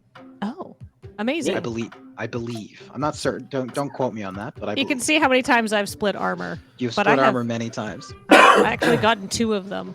And I have gotten... But with different dots at the top, I guess. eh? Yeah. Did the dots denote anything, like visually when you're playing? You They can just see look them. cool. They look Oh. pretty. Yeah. If Okay, you okay. split it, what I'm trying to do is I'm trying to split enough times because you can get my favorite effect, which is not the black and white, it's the gold background, Mm-hmm. Yeah. which is an even yet further rarer split. Yeah. But The Marvel Snap looks at the all the stuff WotC's been doing with the like booster fun, like, oh, we've got all these different foils and stuff, and they go, "You're like a little baby. right, We that's have right. been doing this. We know how this works." Paul, Where's if my you other want to fancy card? switch to my screen quickly, I can show off a couple of the. Oh, cool. yes. Show me exciting your splits fancy I cards, have. Liam. Yeah, Yeah, yeah. I have a few that I quite like. Show card. Show card, yeah. I have literally showed you my 2 most fancy cards. So I have this Ooh. one, this arrow split, which I Nice. quite like. Yeah, with the green dots. And I'm just gonna keep the border green because I like the matching. The border I actually- wish. Oh, sorry. Go ahead. No, go ahead. I really wish that you could select which border you want because certain Yes. borders go much better Mhm. with certain cards. Yeah. Like this, right? Ooh. Now Yeah, there's same thing. now there's no trading between Yes, there's players. no trading. Yeah. And there's no, and in this situation, like there's no way you could say like, I wish to purchase this card with this border. It's all just No. buying. You have to just sort of get enough stuff, and then it'll randomly show up sometime.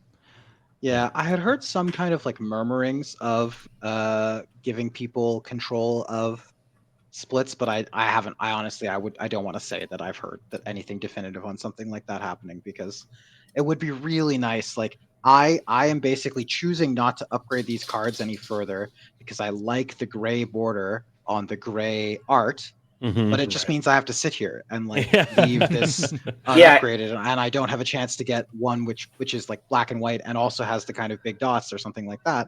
Right. Because And, I want to leave it like this to play with it. Because and you also have 1,000 boosters or whatever for Angela, probably, right? Or like you know, any of the cards that you're playing with regularly. 360. Yeah, 360 exactly. boosters that are like kind of represent slowing down your rate of collection, maybe. Yeah.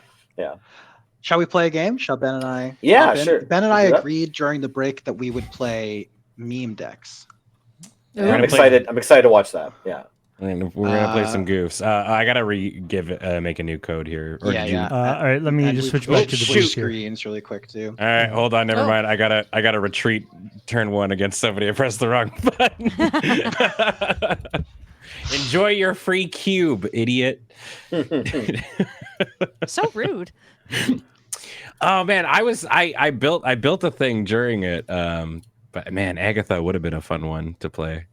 That would have I'm been too a- scared to play Agatha. I love Agatha. Agatha is important to bust out when you're at the playground, Kathleen. You know, your kids are they're playing, they're having fun, but they might need you at any point. So you lean on Agatha to do some of the work of winning cubes for you. I have an Mhm. Agatha deck that I don't hate. But Agatha, for those wondering, Agatha Harkness is a 6 energy, 14 power card that plays the game for you. And unlike Ego, which makes decisions with no bias, it just does random things. Agatha will always play herself if possible. Yes. That's the only change. so my So So some decks will try and actually like cheat her out early, and then you kind of get free reign over your deck for the rest of the game. once but she's most out of of the- your hand, you get to make decisions. Yes. Yeah. Yeah. It was Agatha all along. Yeah. Wave Agatha is what a lot of people will do. yeah, you can use Yeah. Wave, or you Yeah. can use Lady Sif to discard Agatha, and then you get Yeah. to actually All play. right. I got we're both in. of those in my Agatha list. Yeah. GLHF. I'm closing the stream. All right, chat. Those of you can see my hand. The full meme effect is not on display yet. Trust me, it's gonna be fun. Iceman? There's gonna be layers of memes. What kind of meme card is Iceman? What kind? Ah, man. Damn it. Mm. Didn't want to draw this. Gonna let you. You know, you want that, and you just want to leave that where it is. Yeah. Oh, I like yeah. this deck though. This is very fun. Is this a little bit of like Liam's medicine? Maybe. Is that what we see happening? Oh, Goose for Ben here. That's exciting. So this is a hard control card of keeping high cost cards off of this location. And depending on the deck, it can really hose people's strategy, right? Because there's a Absolutely, lot it of can, very yeah. powerful cards that need to be set up in turn, like 5 and 6 and stuff. Yes.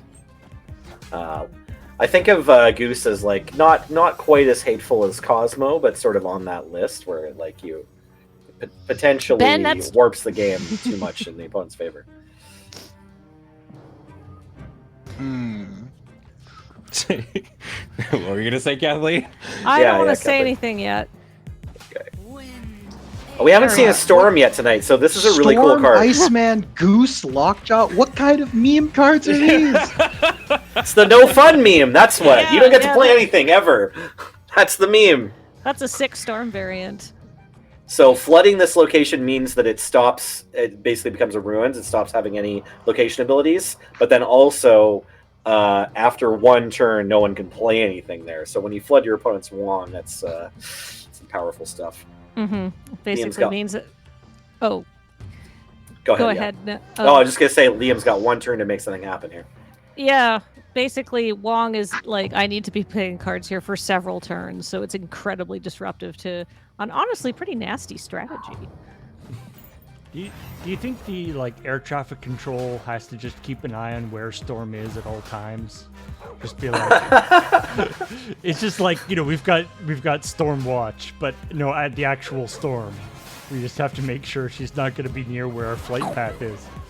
Ben, Oh, this wow. is a no fun deck. Yeah. So Oh, that magic coming in clutch. Yeah, we get to play very one nice. more ETB effect card under Wong now because of magic. That's exciting. I have a feeling I know what Liam's playing. So essentially what's going on right now is Liam has double on reveal effects twice. So Magic went, it's turn we get limbo, we get limbo, we get limbo, we get limbo, we get limbo. And on Ben's side, we saw the two halves of what you'd like to be doing with Lockjaw. Either just playing a really cheap minion. We saw M'Baku come down next to Lockjaw, so that's only 1 mana in the hopes of getting something bigger and more exciting. And then we also saw Scorpion, which is getting an ETB effect, so an on reveal ability, and then putting the body away in favor of something else. And we got Hobgoblin and Nightcrawler, so parity on one of them, but big value on the other. Now, in Magic Arena, you can kind of see like when your opponent is like mousing over your cards and stuff. Oh boy. Oh Oh. Well, That's that is a chunky big boy. panther. It's not quite as big as that Dracula I had, but close. Yeah. oh boy. Oh, Ben. Not getting the dream here. I'll level Yeah, with these you. aren't your favorite your favorite things here, are they? Yeah, there's a card in my deck that has yet to make its appearance. Oh, I see. That you're hoping will show up? An important Yeah. card, I guess. How many a cards do very- you have left in your deck? 1. So ostensibly it Okay. has to show up. Okay, Yeah. great. Okay, this is gonna work out perfect for me. Theoretically, Liam could be playing Yondu, but it doesn't seem very likely.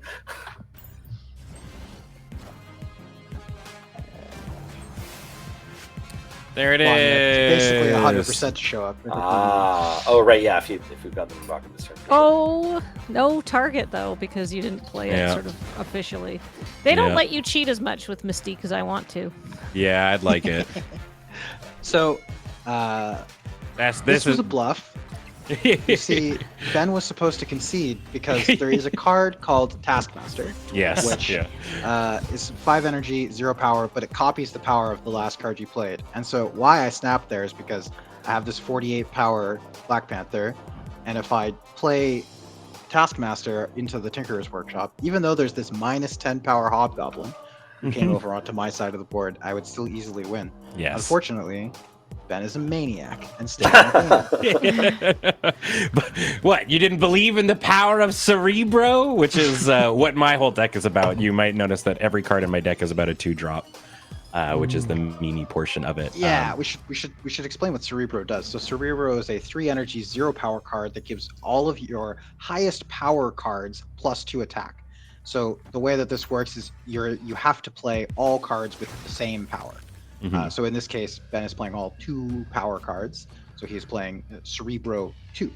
Yeah, I think the 3-drop version is much better, but I don't actually own a Bast, which I think is pretty integral to the strategy. But you can Bass kinda is go a in good multiple card to grab directions. from the shop if you see it, for sure. Yeah, Right? yeah, Bast It's is dropping to Series 3 in like an hour. yeah, Nice. and it Ooh. also it's good in multiple things. I actually hope Yeah. because we will have an hour. If no one has it, I will gladly play Mr. Negative later, which is very good. Well, Yes, if no one's playing Mr. Negative, yeah, of course. Right. You should definitely do that. yeah, Mr. Negative's a very fun one. Just sorry. don't play it on like Kamertage. I've seen somebody do that before.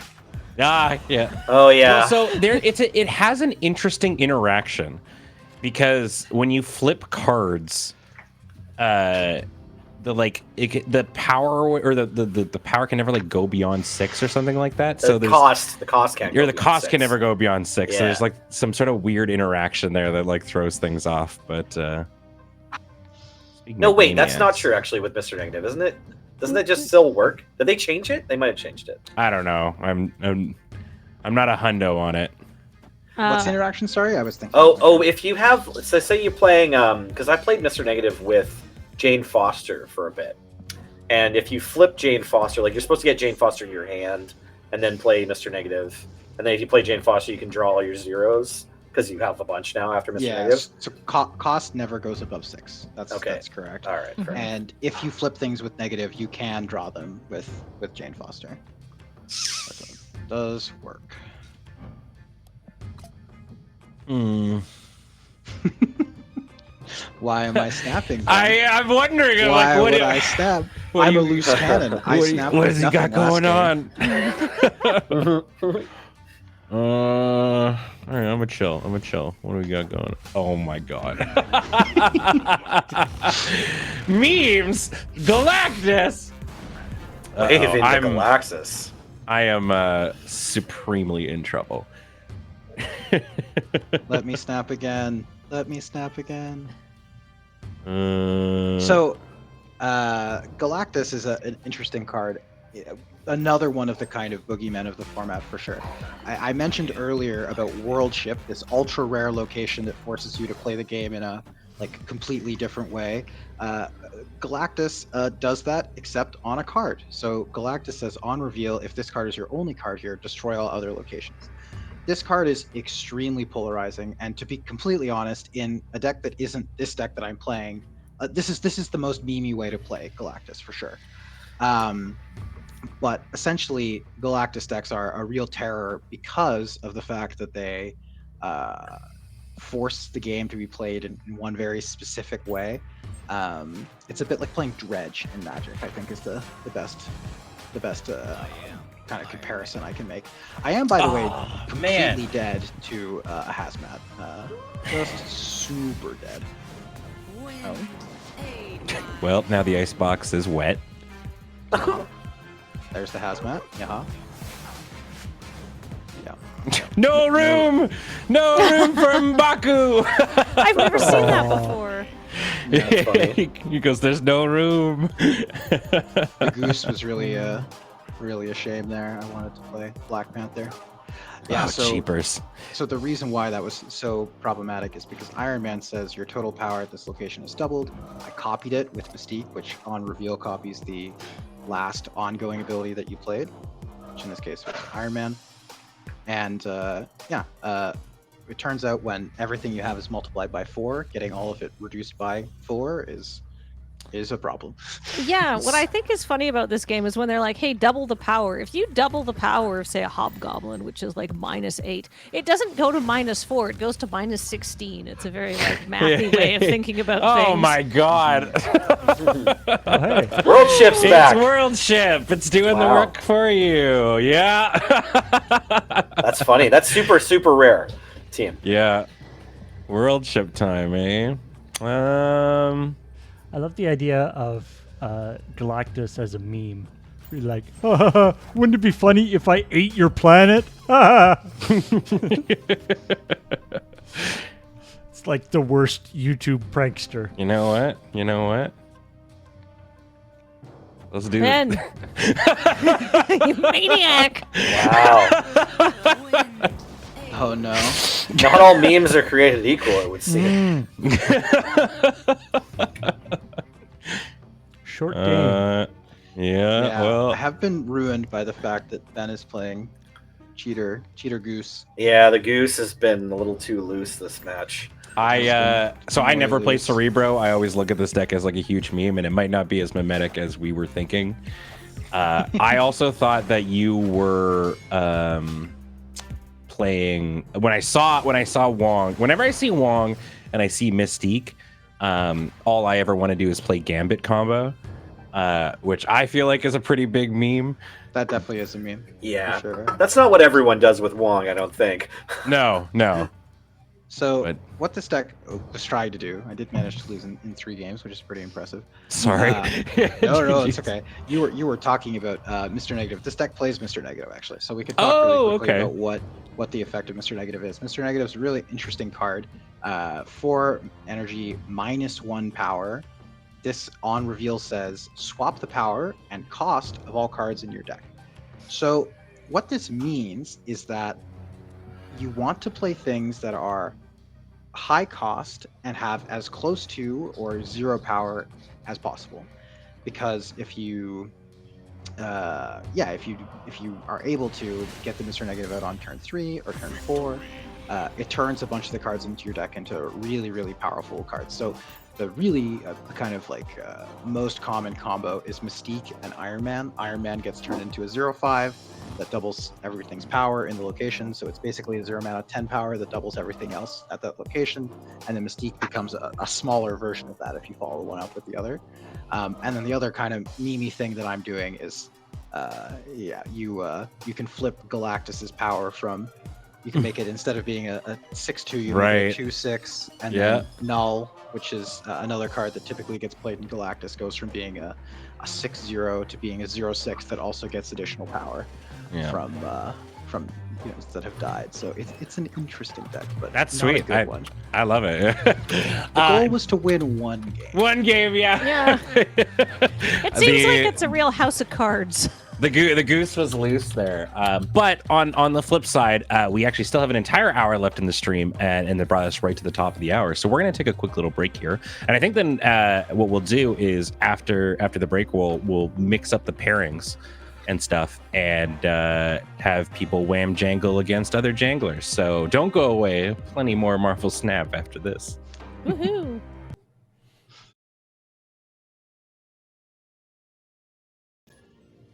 Hello, everybody, and welcome back to Crossing the Streams, where we're doing some Marvel Snap, and we've mixed it up. Liam is going to be playing Kathleen, and we actually decided as a good little thing, we're letting each other know sort of what we're doing in advance. So Kathleen is playing some Patriot, we're going to see, which is a very fun deck, and Liam is what were you playing, Liam? I guess you're doing it looks like you're doing Sarah shenanigans.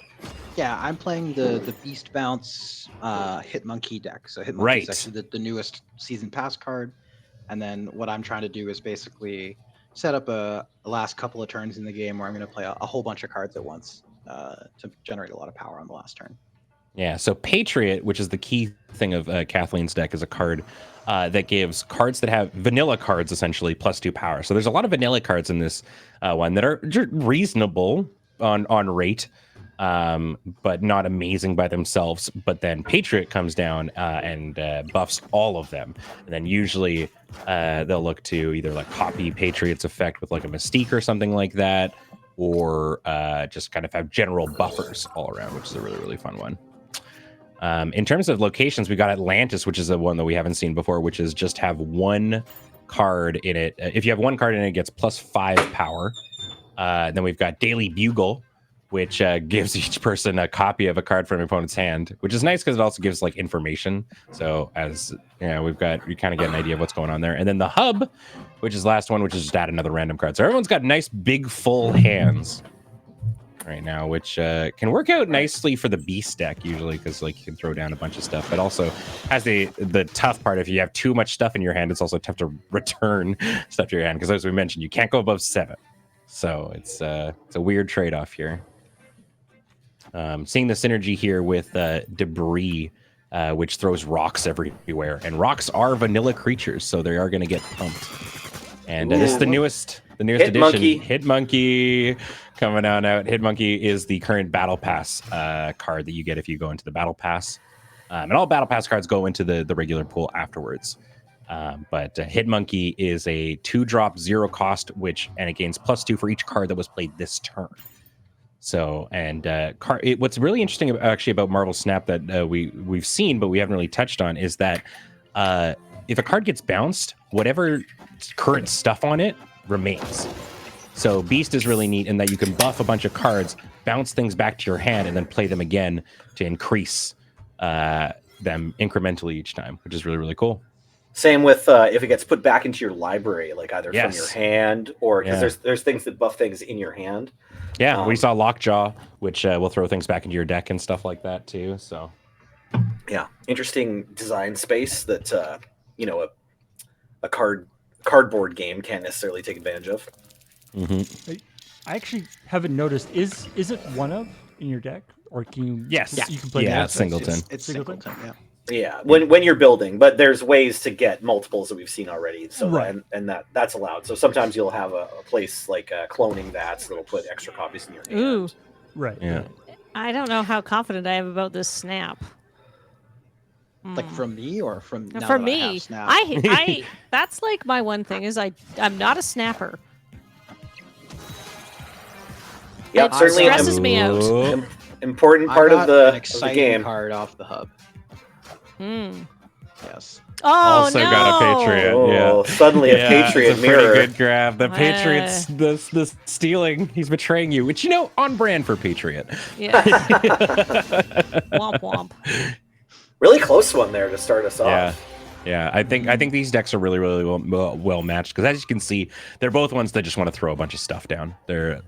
Neither one is really kind of doing too much disruption. Sometimes decks involving Sarah and stuff will run the disruptive cards like Cosmo, which prevents like on reveal effects from happening and whatnot. But this one appears to be that Liam's playing appears to just be I mean, it won't say anything until the flip happens. There we go. Black Widow, which is a disruptive card, which throws a 0/0 in your opponent's hand. And while that's in your hand, you literally can't draw cards.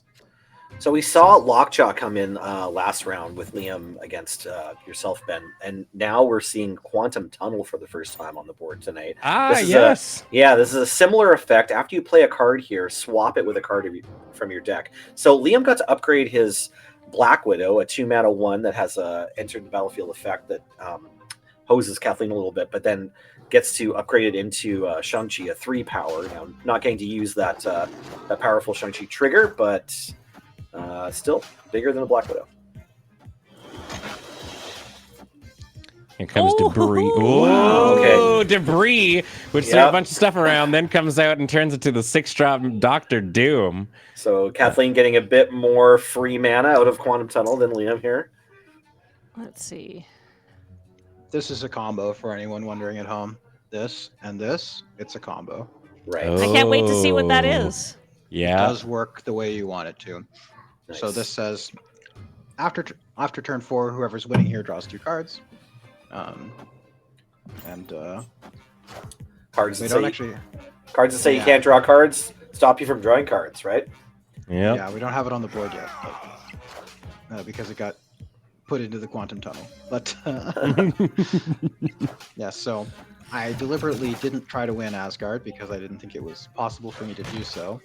But instead, I get to play Black Widow, which put a Widow's Bite, which is a 0 cost, 0 energy, 0 cost, 0 power card that says while this is in your hand, you don't draw cards, which meant that even though Kathleen won Asgard, she didn't draw any cards. Very sneaky. And you would think that the initial impression would be that Black Widow, gives your opponent 1 turn off of drawing cards, and then they can play their card and then move on with their life. But also having to put down, a 0 power card on one of their locations, a creature taking up one of their precious 12 spots can be really problematic, especially when Debris is around. Or if one or more of the locations can't have cards played on them. We haven't hit a lot of those tonight, but the Sanctum is a card. Oh gosh, no. Black Widow continuing to do some work here. So This is the most Kathleen effective Black Widow deck ever. Yeah, so we were talking about disruption, and Black Widow just came out and did a lot, and Sarah decks are so tough too because you kind of have to do some sort of disruption at the beginning, or hope that maybe they're not going to be able to pop off on the final turn, because if you have a bunch of low friends and then Sarah comes on out in your hand, you get to drop basically your entire hand on turn 6. Oof. Wow, so hit Monkey into Absorbing Man there. Walk us through what happened, Liam. Yeah, so Hitmonkey is the new card. It says on reveal, gain 2 power for each other card you played this turn. Right. So I played 4 other cards on top of Hitmonkey, which Okay. means it got 8 extra power. Absorbing Man, kind of a cool 4 energy card, 3 power. On reveal, if the last card you played has on reveal, copy that text, which means it copies the gain 2 extra power for each card you played this turn with Hitmonkey. Now, normally you would only be able to play these 2 cards, but that's why I have Sarah and Zabu in the deck, because they discount other cards in specifically Absorbing Man, but also Hitmonkey, to kind of allow you to play a few more cards. The last card in that sort of combo is Mysterio. So we saw it in the first game. We didn't really talk about it, but Mysterio actually comes down with 2 illusions, and all 3 of those cards count as cards being played. Right. Those are cards you played. play- You played 3 cards because of Mysterio, Yeah. right? Yeah. Exactly. So on the last turn of the game, you can play Mysterio, Hitmonkey, and then Absorbing Man, and it creates a very large power swing potentially out of nowhere, which is This- kind of what this deck is trying to do. Mysterio, another important nerf that the game has gotten a couple months ago now, or 3 months ago. Mysterio used to be a 5 power with the same abilities for two energy. Yes. It was not balanced. Yeah. Do you know if Mysterio? Do you feel like Mysterio has seen less play since dropping to 4, or is it pretty much the same? And you just it's closer to the power level of other cards. I think it's fine now. I think Yeah, it was a too little bit good less at play, yeah. 5. Okay. Yeah, it was too good at 5, and now at 4, I think that's kind of the sweet spot for it.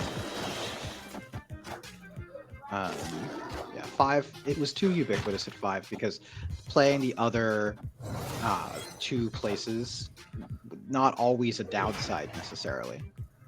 Yeah. But I mean, sometimes a downside, right? The theory is you're only getting 5 power, but you're occupying 3 spaces on the board. That's a big deal. But in practice, that rarely seems to matter. One thing that Debris does that's kind of interesting is it creates board space issues for my deck. So one of the reasons why Debris is so powerful in these Patriot decks, and indeed Washington DC is very good for Patriot decks too, because this is a location that says cards with no abilities have 3 power here. So the Patriot deck is already playing a bunch of cards with no abilities, and now just gets to kind of free roll a substantial upgrade for those cards just by virtue of it being one of the locations. Right. I have so- not drawn anything good from my deck though, so we'll see how this works out. Ugh. But at least Washington DC is helping you out. Yeah, but at this point, I have Patriot requires that there's a bunch of things that are going to buff all these crappy cards that you have played, and if you don't draw any of them by turn 5, you're not gonna. You need to draw a Patriot or a Blue Marvel or a Kazaa at one of those points, or whatever his name is. I like Kazar, Kazaa. the kazoo. Yeah. Kazaa's way better. Yeah. I'm into Kazaa. And the combination Kazar and Kazoo. I love this one when I'm playing Patriot decks because there's a chance that we'll see it. Yes, it blasts the card I don't want. The one that Nice. has abilities. Mhm. Yes. How dare it have abilities? Oh, is this Now our we've first got time more seeing the room. raft tonight too? I really like this location. Yeah. So this is another sort of like the Gamma Lab. This is a race to fill this up. Even more so because it only hands the benefit to the person who gets 4 cards on it first, unless they tie. Then Oop. they both Yeah. get it. Oh, Liam, we lost your game feed. Oh, there we go. Sorry.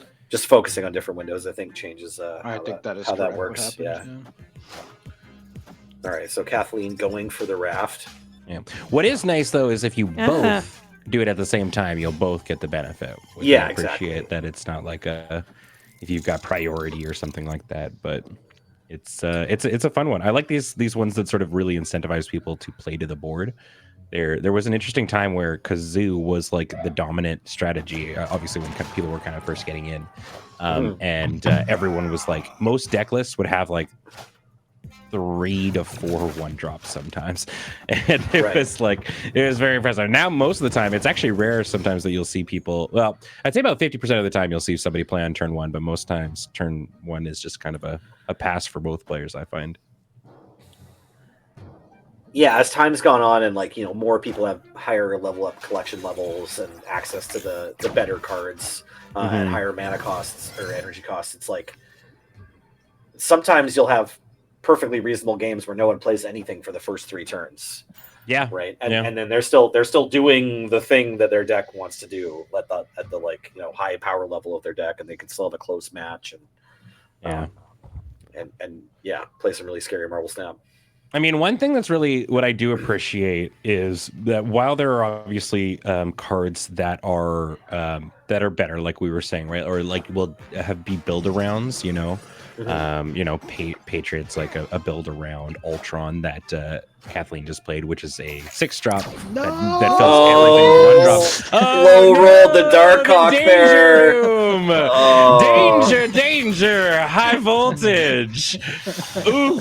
Oh, swinging the match for Kathleen. It looks like Yeah. because Liam yeah, wins yeah. the danger room on Darkhawk Oh, for so sure. this is actually a point that we 25% didn't. of the time, it works all of the time. Yeah, exactly. For tiebreakers, this is actually a really good indicator. So in this case, each of them only controls one. So then what it does is it looks at who has the greater discrepancy between. So It's actually just total power. Is it? Oh, is it It's, total it's power the same. now? Oh, I mean, it's the It, same. it, it functionally works out to be the same. Sure. Yeah, it's just total power. Total Oh, power and interesting. greater discrepancy are the same thing. Yeah. I wonder if it used to be just like, yeah, I guess it's, yeah, functionally, I guess it's the same thing. But yeah, that's what happens in those sort of instances. But I've definitely had my share of ties in this game. You can have an absolute tie that also works. Everybody just keeps their cubes. Yep, and just sort of walk away. You give the fist bump emote. Yeah. Never give this emote. That's so Which rude. one? Which one? Which one? Which one? This one. Never do that. Why? Oh, which one? The Dead- thumbs up? The Deadpool one? It's Thumbs so up or rude. Deadpool? Which one? Which one's so rude, Kathleen? No, The the Spider-Man pointing at Spider-Man so rude? No. that one's fine. The Why thumbs is up. The why is thumbs up rude? Explain it to me. Like I'm Thumbs five up is- because I don't understand. thumbs up I- kind of BM because you're typically it's almost always given as like a, oh man, you messed up. Gotcha. Yeah. I think it's Oh, like weird. for good- Okay. For good games, I use the fist. For I'm a dumbass, I use the this one. Deadpool. Deadpool? Yeah, Deadpool. For we're playing the mirror, it's Spider-Man. Spider-Man. Yeah. And then I rarely use Thanos, but like when an ego pops down, like we were talking about, Oh, yeah, I'll you throw play the it to be Thanos like, for hey, you ego, want to yeah. snap? But I feel I'm with Kathleen. I think the Miss Marvel one, its use case is typically just like, haha, got you. Mhm. It's First like Rita's I've- oops. Yeah. First I've heard of this tonight. Yeah. Earlier, I thumbs up Kathleen when she killed me. Like, yeah, and so like on the ladder, I'm just using thumbs up whenever my opponent plays something that wrecks what I'm doing. It's probably been reported so many times. Yeah, I mean, I'm just Unreal. out here looking Toxic at what Nelly. the emotes look like, and it seems like, hey, you did a good play. Nice work. I don't know. Is it so wrong to try to cheer on other gamers? Apparently. I love It's just passive Not aggressive. allowed. it's just no matter how restrictive they make the communication in these games, it's like people figure out a way. It's like if all you can say is positive things, good job, it will become the bad thing to say to somebody. There's yeah, it's a tough scenario, right? Like Fist bump. yeah, Fist bump Yeah. after good. That's the GG. yeah. I fist bump after most games. Oh yeah, the fist bump's always understood. There's also the words, which I very rarely use. I think snap is toxic.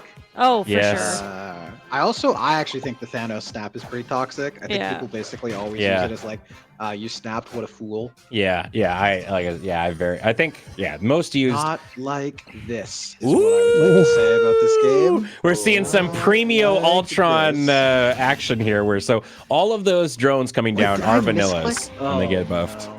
Let's Oh, go. no. All right, we're seeing the back of the. We've got a back and forth here. You love to see it. Excited. Does Chat, Ultron don't- just fill up every single spot? Yeah, With so- one ones, Yeah, yeah. with one ones. So it's kind of Chat, I don't the want to talk about finisher. it. I don't want to talk about the fact that this was the last card in my hand. I don't want to talk about it. All right? We're not Oh gonna talk about no! it. Hold on. Reconnecting to the game. Oh, good stability. Let's go. All Well, right. team, I want to drop it, but let me just say that I'm too old for your subtext about the emotes. I just want the things to mean what they say they mean. It's just Yeah. I want to live in that world.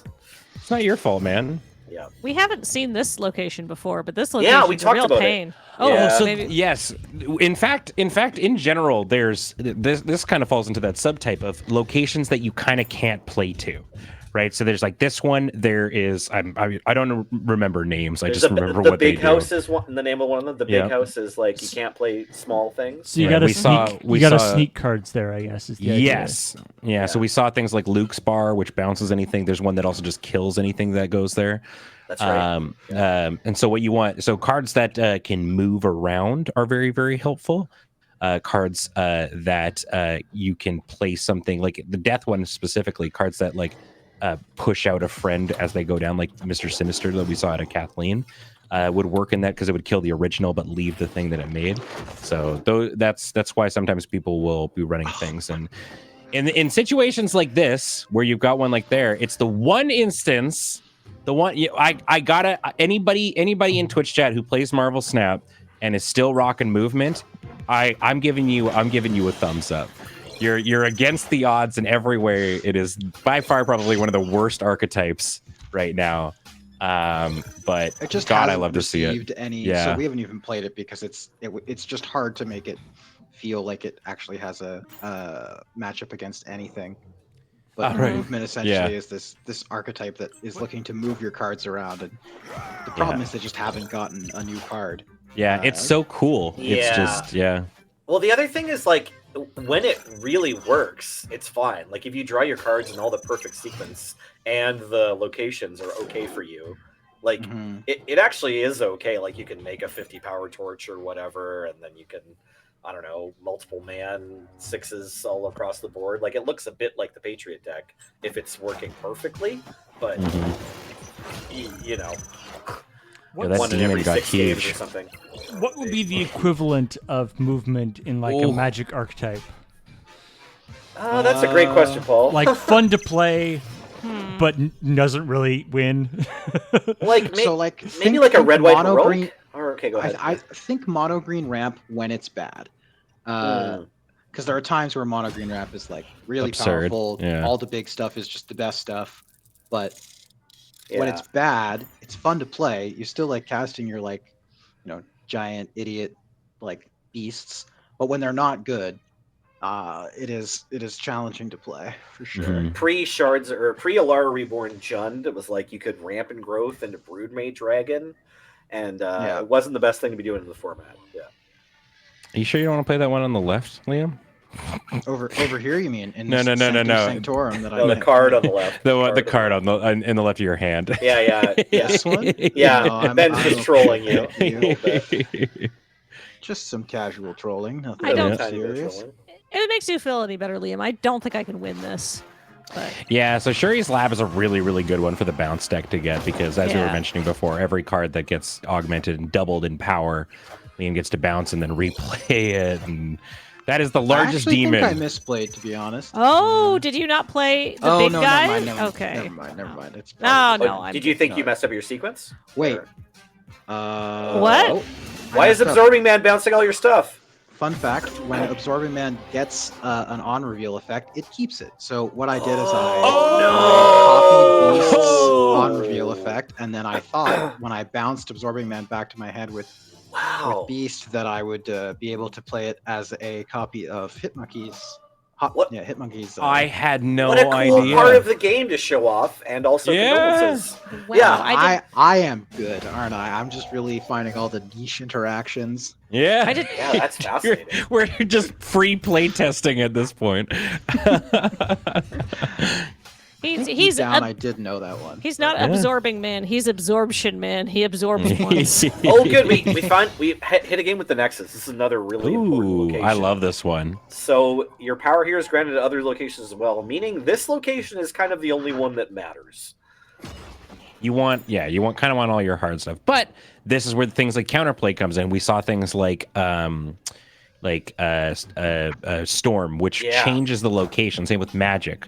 We also so you saw a Quake come in earlier, which can Yep. be really exciting with the Nexus. Yeah. to shift it around. One of my Yeah. favorites that doesn't see as much play, but I still think is a worthy card putting in decks, which is Scarlet Witch. Yeah. For those situations like with Luke's bar we saw earlier, where everything keeps getting bounced. Patriot. You can swap it, which is That's pretty good, though. nice. 8 power.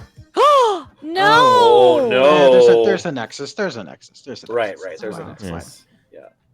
Oh, Losing the slot on interesting. the board to play into is probably worse for me than it is for you. So X it's Mansion kinda giving you close. Professor X can go one of two ways normally. We haven't seen a Professor X yet tonight, but this is a really important card.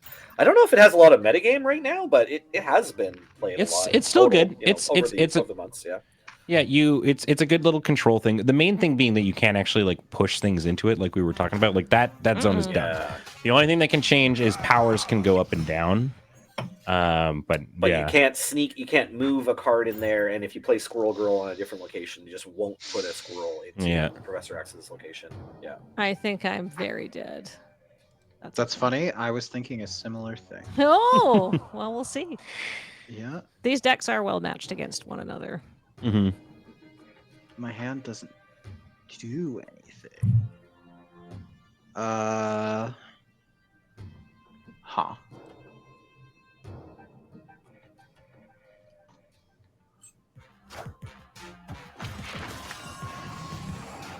Charging through it in the chat mentions this is where retreat Yeah. later matters, and I've actually never used retreat later. I don't know how it works. You click it, and if your opponent also clicks retreat, then you get a tie. Okay, Yeah. neat. Yeah. All right. I think I've literally never had a tie on. Oh, But it- really? But I've it had a does couple. nothing until they go into lock in their turn 6. Is that what happens? Like it doesn't. You can Until- click retreat later on turn 1, and then nothing happens till. It's No. just End of the a game? tie. If they submit that they're ending their turn, you retreat, and if they also retreat, it's tie. Neat. Mhm. Okay. Yeah, you have one turn to decide if you're retreating or not. Gotcha. Yeah. Oh, as it's Twitch that chat- turn. It's that turn. It's not the end of Yeah. the game. Okay. Yes. Yeah. As Okay, Twitch good. chat is saying, one of the main reasons too you won't see a lot of Professor X right now is because of Galactus Right. and it being around and stuff like that.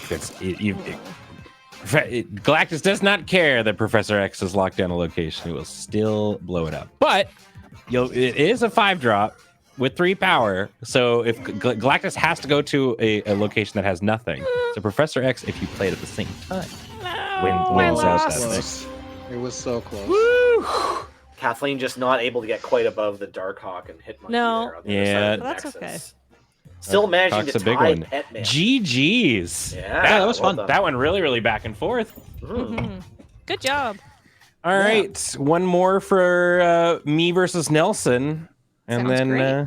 Great. we'll call it for today. So Yeah. So what do you want to play? so we're talking about what we want to play. What haven't we showcased? We talked about movement, but I don't think movement's going to be any fun. Movement's a okay. bad For deck. No, anybody. no, Skip it. no Don't one needs play to it. see that. Let's one of Yeah. us play Mr. Negative for sure. What Mr. Negative? Does anybody play? What decks do we have? There's there's the standard like internet deck, which is just like good cards. Mm-hmm. It's a shame that all I three don't- of us have Thanos pinned. Yeah, because I don't that have would've been a fun Thanos. I one I to don't would've- do. have Thanos either. I I'd don't even have a love to pin. show Yeah. Thanos. There's Sorry. like the Thanos Oh, is what a about cool like- deck. what about like Collector, Agent Coulson, Moon Girl, Devil Dinosaur? Oh, hand size. You know what? I would Yes. act. I don't have it built, but I could build it really quick. Because one of the things that I did want to touch on that, because we've talked about like power level and cards and all that jazz.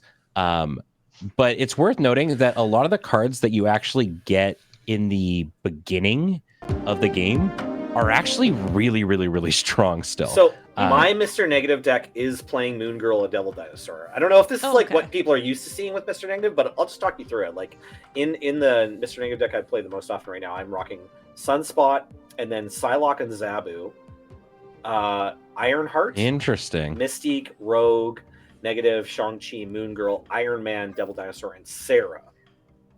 And like Sarah could maybe be like a Yours 6 is yours is kind of a combination of a number of strategies here, I think. Yeah. right. Mhm. I think Mr. Negative, it turns out, fits into a lot of different potential places, right? So like that's a deck we could run. Or we could you know, play, I could the I- Moon I- Girl Dinosaur on its own. Yeah. if you want to play negative, I mean, I don't know if we've just shown up that straight up control is a thing. Sure, if yeah. we want to do That something like matchup's gonna that. be really hard. for Yeah. Mr. Negative deck. Right, yeah, so that's true. that's also true. That's very true. I was like yeah, Sarah control. You're playing most linear into most controlling. Yeah. Right. Okay. Let me think here. I mean, we've seen Doomwave. We could just go dueling negatives, which is very funny. Gosh, what else did we do? We did discard? We discard. We did did. discard Yeah. at We've the had some beginning. discards. So that- Well, we haven't had a Hella deck yet. We So if you haven't wa- seen. You can play Shuri negative, but Zero. I thought we You did. wanna- Negative and Hella. That's pretty fun. Sure. Yeah. Sure, Yeah. Do you okay. want to do The Hella casino then? is open. Okay. Do you want me to play Hella or do you want to play Hella? Do you have a Hella deck built right now? Well, let me show you what I'm playing in discard right now, and let's find out if I have all of the classic cards that you're expecting. Sorry, where did these go? Right over here. Yeah, so like. Oh yeah, like- I thought you were doing Lockjaw stuff. Well, I can, yeah. If I want to play the Wong Lockjaw deck, I can do that too. Or I could just fit Lockjaw or. Here, what you play Jubilee into this negative? deck too. Okay. I'm gonna make a Lockjaw 0 deck real quick, or Okay, like sounds good. a lock, yeah. Or so. So Actually, the we didn't show off Shuri 0, No, that's Yeah, what I Kathleen said. was saying that. Yeah, I Yeah. thought we did in the very. or we haven't. Okay. No, it's fine. Let's Ben, play Shuri Ben 0. played a deck with Shuri in it. but it Oh, wasn't that's what Yeah. it was. classic. Okay, no, we haven't played. Yeah, we haven't shown off Red Skull. Oh, yeah, or Taskmaster. just we could show Destroyer, too. Oh Right. yeah. Yeah, if you want, if you'd rather do that. I don't know. I Shuri guess 0 is a bit depends. more I relevant. think it depends on if chat wants to see the kind of like quote unquote best deck in the game the day before it gets nerfed. It might not exist tomorrow. Or if you want to show off like some other like more sweet interactions that are likely to stay in the game forever. Because my speculation is that the text on Shuri is changing tomorrow. Yes, would be I would my agree. guess. So kind of up to whether it just depends on which of those two things are. Let's do. Um, I don't know. If I'll you do want to play Destroyer. Shuri 0, I could play Lockjaw with Wong and White Tiger, Sure. but not Mr. Negative. Is that okay? We already. Yeah, I think that's fine. Mr. Negative, by the way, Mr. Q-Bear, it inverts the power and energy costs of all of the cards that are in your deck. So not in your hand, but in your deck. And so what that means is that you want to play high energy cost, low power cards. Mhm. Then when they flip, they become 0 or 1 costs with a bunch of power that have really powerful effects. Mm-hmm. Thanks. It's an interesting Paul. card. I've never been able to make it work. I like never draw it, so it's like, oh, I can't play anything. It is right. it is hard to play Mr. Negative if you never draw Mr. Negative. Yeah. Yeah. I'm It- gonna do ongoing Destroyer. I think that's a fun deck that we haven't really showcased. I think that- that's a good idea. Yeah, That's that's a still great a idea. piece that of still the sees a lot of it's metagame, I a guess. yeah it's I think a deck that can still play in the meta and is actually mostly consistent of cards that you get fairly early on. So if you watch the stream and you're like, man, okay, I should give this a go. This is actually a deck that I think you could play for quite a while. Yeah. At It's the point definitely when one you of the open first up ones. Destroyer in your collection, and you will eventually, then it's like unlocks this like kind of cool trick you can play in a very solid shell. Ben, I shared a code in the Yes, Just I for the will chat. type that in. Thank you. no worries. Yeah, it's just Spectrum Destroyer, the deck that Ben's going to play, is realistically probably the shoot. first kind of meta deck Is it the that wrong you'll deck? be able to play Yes. as you. I as did. Oh, you- whoops. All right, How do we get can- out of this? can I'm we on back Shuri out? 0. I didn't. You could both snap and then someone concede for 4 cubes like 2 or Sure. 3 times in a row. Yeah, That's yeah. good. Let's do that. Oop. Yeah, that's Yeah. probably your best option. Okay. I guess actually, if we exit and re-enter and have just a different room code, that probably works too, right? Or does it prompt you to just? Yeah, you can probably do that too. So Spectrum Destroyer, before we Mhm. pop it up Yeah. on the screen, what it is it's Oh, looking to you can play just a concede the bunch of- entire battle after this. Oh, can instead you? Of click Oh, go there you go, next. there you go. Yeah. Oh, okay, Awesome. okay, So- okay. So Spectrum Destroyer is looking to play a bunch of ongoing cards and then leverage them for a powerful effect on turns 5 and 6. So ongoing cards typically have like kind of minor buffs, and you'll see a bunch of them. And when it actually pops up on screen, we can talk about some of the individual cards. But the big eponymous cards, what the deck is named after, are Spectrum, which you saw in the first deck I played. It's a 6 energy, 5 power card that on reveal gives +2 power to all your ongoing cards. So if you just play a bunch of ongoing cards and then you play a Spectrum, you can buff up 1 lane. The Spectrum Destroyer deck is usually trying to play for 2 lanes. So where other decks might be trying to win all 3, with Spectrum Destroyer, you're basically always looking to play for exactly 2. You're trying to win 1 lane by stacking up a couple of cards there, and then maybe protecting them with armor, which stops them from being destroyed, or Professor X. And then the other lane, you're looking to win with either Destroyer, which is a 6 energy, 15 power card that says on reveal, destroy your other cards. Or you're looking to play Spectrum and kind of have distributed your ongoing cards across a couple of lanes in order to create 2 pretty powerful lanes. This deck is also a Professor X deck. Professor X is a super powerful effect that says ongoing cards can't be added or removed to this location. So basically it locks down a location. The only way it can change is through a couple of kind of fiddly ways that you can get extra power into the location.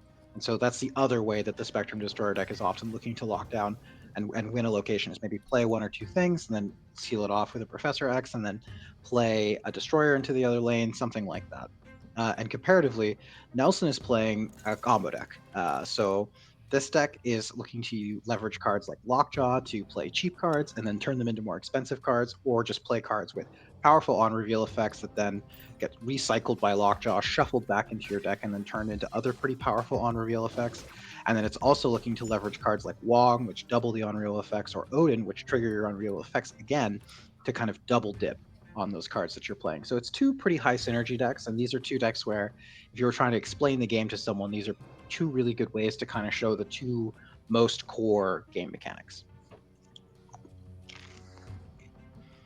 Hmm. This is a tough choice for Ben here about what lane he's gonna pursue and Yes, what he's so- gonna do here. Yeah. Oh. I heard Kathleen say tough choice and I snapped.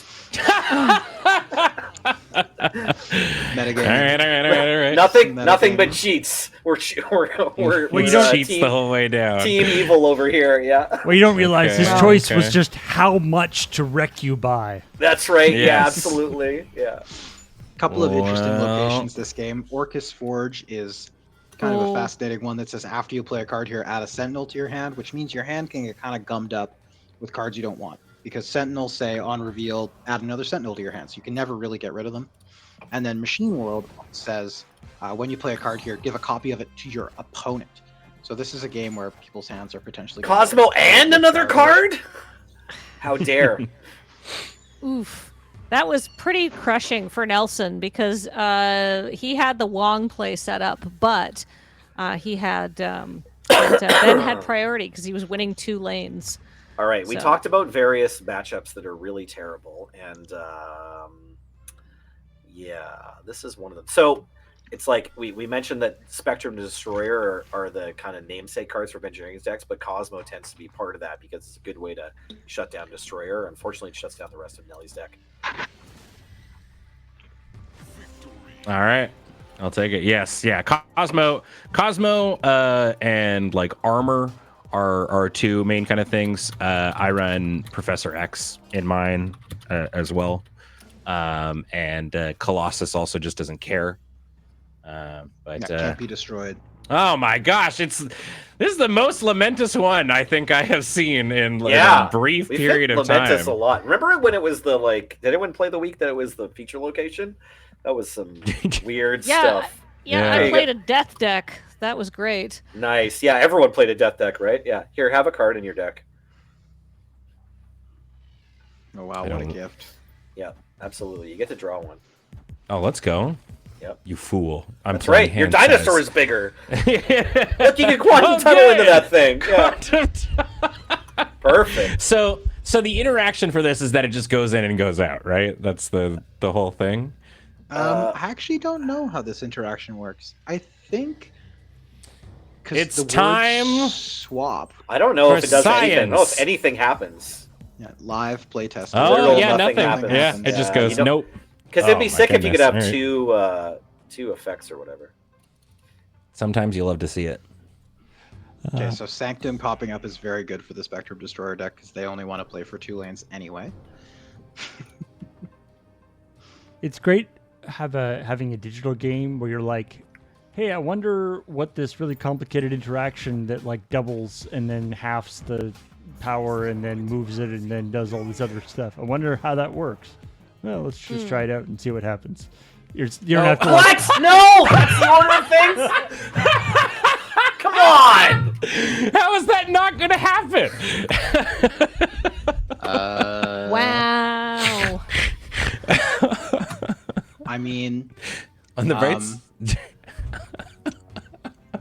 so what happened then? So so Ben, I think now is when you go to click the emote bar and you go click the thumb. Yeah, there we go. There we go. And now we've demonstrated live Yeah. in situ to Nelson why that emote is toxic. yeah. So to go over it, Thor. Well, is I a think you're 3/4. using it wrong. Yeah, it's a 3/4 that when it comes in, you shuffle a Mjolnir into your deck, and Mjolnir is a 0/0 that when it enters the battlefield gives Thor 6 power. So what happened there was he played Thor, This put a card in his deck, and Quantum Deck thing goes, okay, I'll swap it with a card in your deck. And this is the only card. So this comes out and then goes, oh, Thor is in here. Okay, well.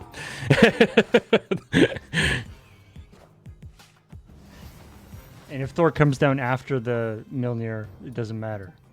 Mm-hmm. Sure doesn't, Paul, as we're going to see here as I play a Thor right into Thor Engineering's doesn't. Cosmo, I'm sure. Thor doesn't pick up Mjolnir. Mjolnir has to come to him. Mm-hmm. I mean, this is still pretty good for you. I don't think you're out of this. If you got White Tiger, there's a chance it goes into Sanctum too. So. I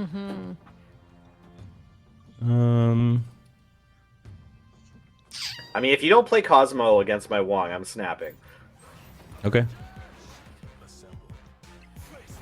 He's I in. don't have him. Don't got him. Hey, wait a minute. There's 3 Two Mjolnirs. Mjolnirs. So many Mjolnirs. See how this goes.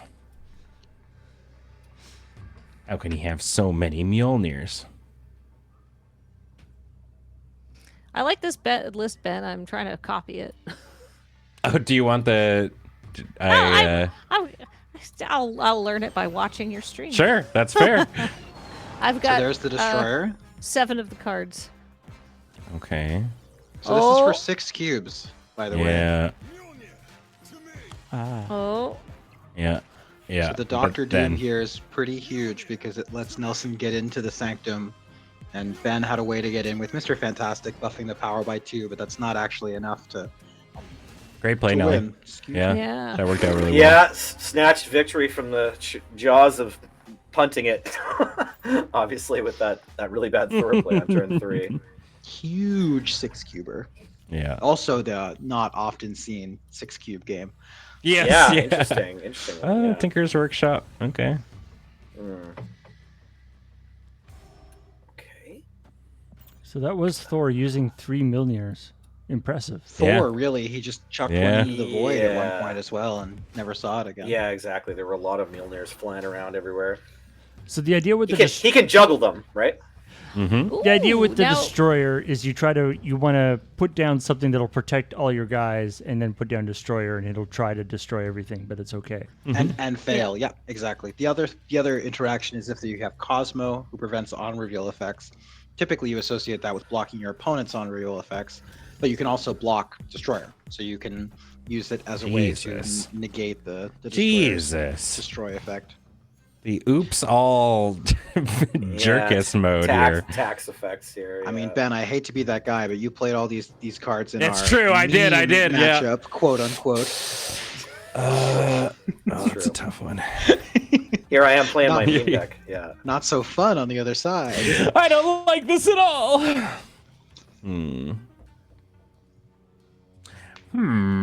Yeah, that's true. You can also play a card called 0, 1 energy, 3 power. Remove all the text from the next card you play. That's a good shout too. That's another way that you can kind of leverage Destroyer in a way that negates its negative downside. The fact Negative that Zero downside, but has 3 unnecessary. power is just so good too. Mm-hmm. Yeah, it's above rate. Mhm. I thought you were about to say it was a flavor fail, like that it should be 0. I It's know. like is also true, I think. But No, I only care that the cards are good. Tough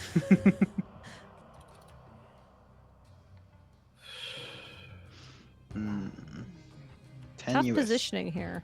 Yeah, very tenuous. Both players posturing quite a lot.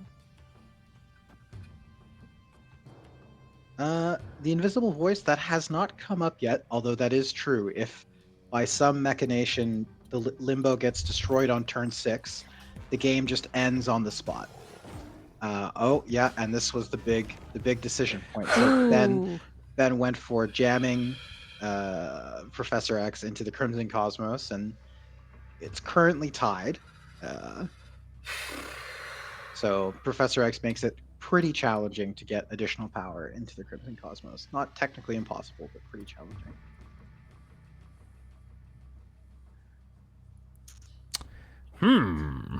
Options. Options.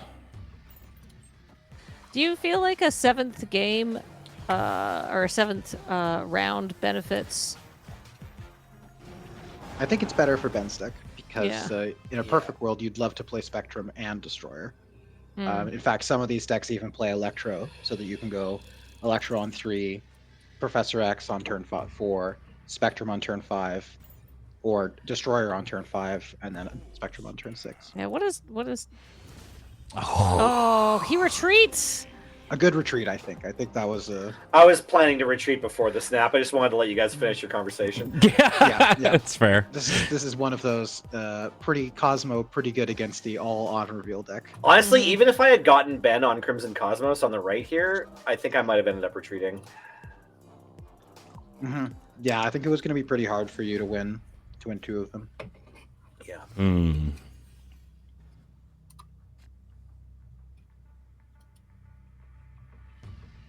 Ooh, the negative zone is an interesting So- location. So there's an interesting interaction. Twitch chat caught it, but they were talking about Spectrum, Ant-Man in the middle, which I had a Cosmo there because it would work. Spectrum, while caring about ongoing cards, it's an on-reveal It's one. an on-reveal card, yeah. It's sometimes like a little confusing. Seeing some of the bad zones coming in here now too, like negative zone. I don't mind negative zone. You can still play cards there. And That's true. It's symmetrical, so like, Yes, yeah. you know, like it's just negative zone really wants you to play big creatures, right? Like rather than a bunch Yeah, of so you have little to go- ones, right? Don't Mhm. play Ant-Man. Yeah. Yeah, tall instead of wide. Yeah, exactly. And I don't mind that so much. Well, Oh, danger room. yeah. So 25% of the time, your card played here has a chance to be destroyed. I'll translate this for you. What this really means is 98% of the time, if you care about the card getting destroyed, It will Yeah. get Will get destroyed. destroyed. Yes. if you place something there actively hoping for it to get destroyed, it's It got will- about a 2% chance Yeah. of getting destroyed. That is Colossus is a cool card that doesn't care about negative zone though. Yeah, it's true. It's effectively like 6 power in there, which is kind of cool. Yeah. Yes, people are saying this uses the XCOM engine. I think that might be true. Yeah, it could be that. You know, for a brief second there, I was going to be like, wow, they look so different. And then I was like, oh, yes, I see what's going on here. I also love the idea that that's actually true. That like the danger room kills a quarter of the of the X-Men Yeah, that go like in. canonically, it's just like Yeah, we we should would stop have doing 25% more X-Men, but you see, Well, we've got the 75% that survive the danger room instead. we've got this right? weird rite of passage that is that. Yeah. killing off 25% of our species. Professor X, I know you're the head of the school and everything, but you sure this is the right idea for the students?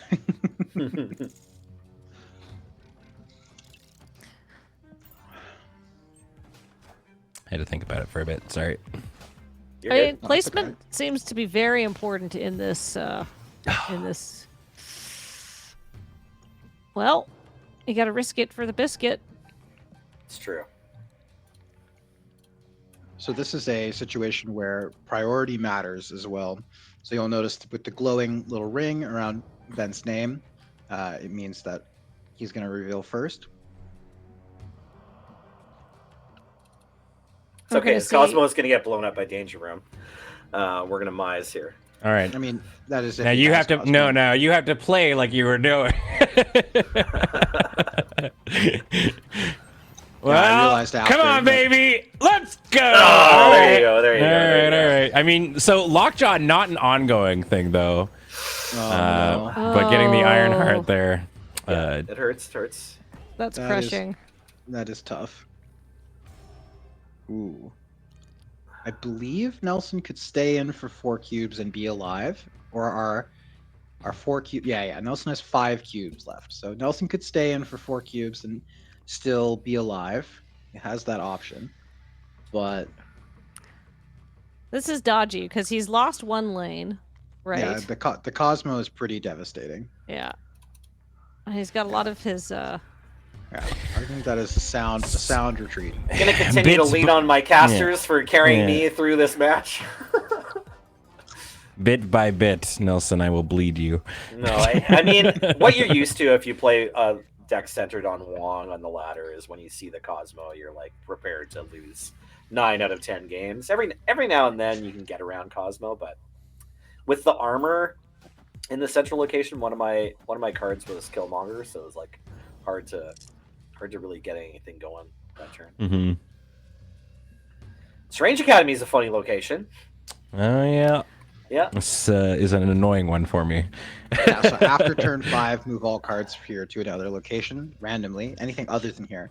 So this card's very interesting because, or this location's very interesting because if you'll remember earlier, I was talking about the fact that filling locations is typically bad because it kind of sets a magic number for your opponent to have to beat. Super flow, let's go. Strange Academy not only potentially fills your locations, you don't know if it's going to fill your locations. So it's even more variance in that regard, and it can be really scary to play cards into it. On the flip side, it's kind of interesting because one of the byproducts of Strange Academy is that on turn 6, it should be empty, which makes it one of the ones that often ends up getting fought over on the very last turn. Hmm. Or ignored completely. That also happens a lot.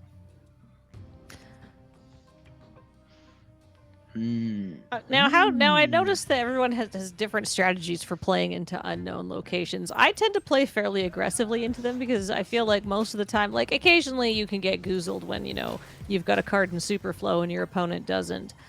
But sometimes it's like, oh, this was, you know, bar with no name, so now I'm the only person with a card here, right?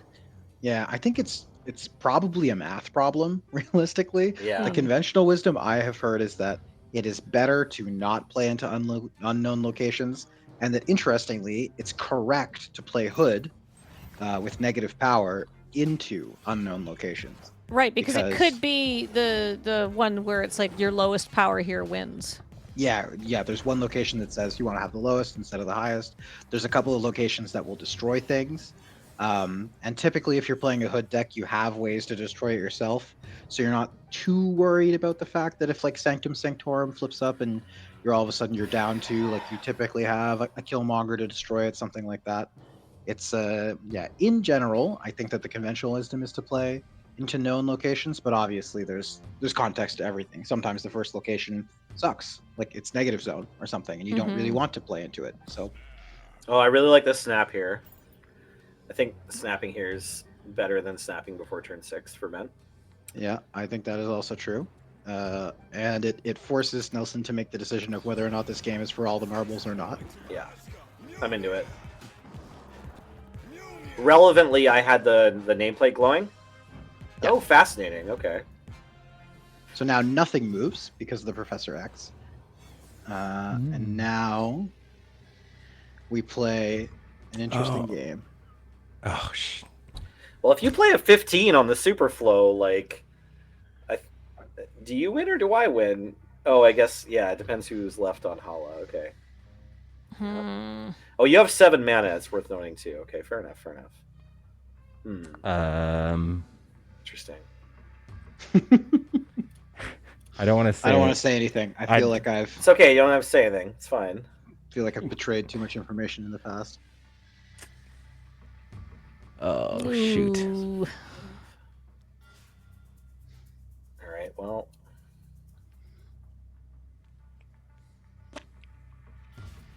Let's find out. This is a very tough spot for Ben. Because he unfortunately didn't win that Professor X location.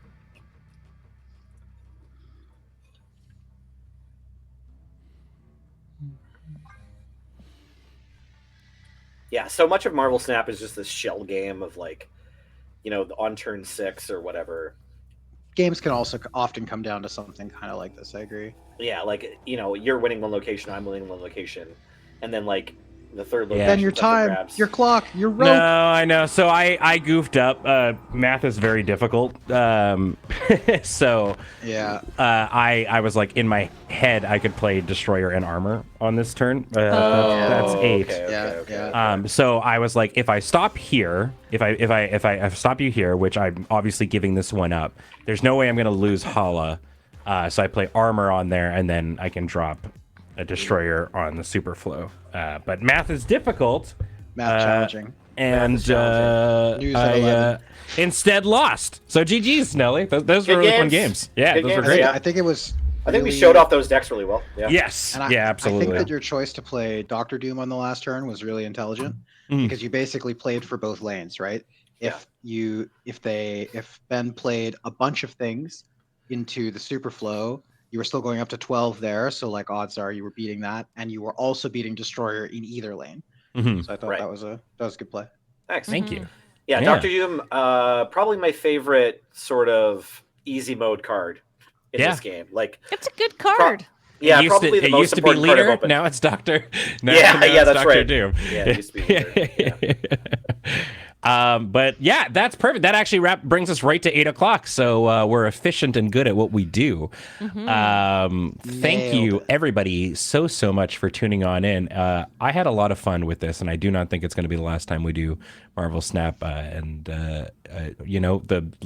There's literally a patch that is about to happen. So who knows? It's going to probably shake up the meta if things are true to be heard.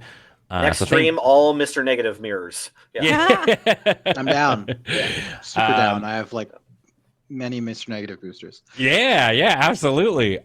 So thank you, everybody. A reminder that this stream is brought to you by Yoom over at our Patreon at patreon.com/loadingreadyrun. You're the reason we're able to do all this, and we super duper appreciate it. Also, go check out our store at store.loadingreadyrun.com, where we have all kinds of great merch that you can purchase with real dollars, not gold, not credits, real dollars. Real dollary dude. Real dollary dues. And if you're watching this on the Cubes need YouTube, not apply. Yeah. if you're watching this on the YouTube, be sure to do all that algorithm engagement stuff and dingle the bingle and dongle the bongle and all that jazz. But from me, Nelly, Kathleen, and did of it. course, special guest Liam, we will see you next time. Bye, everybody. Bye.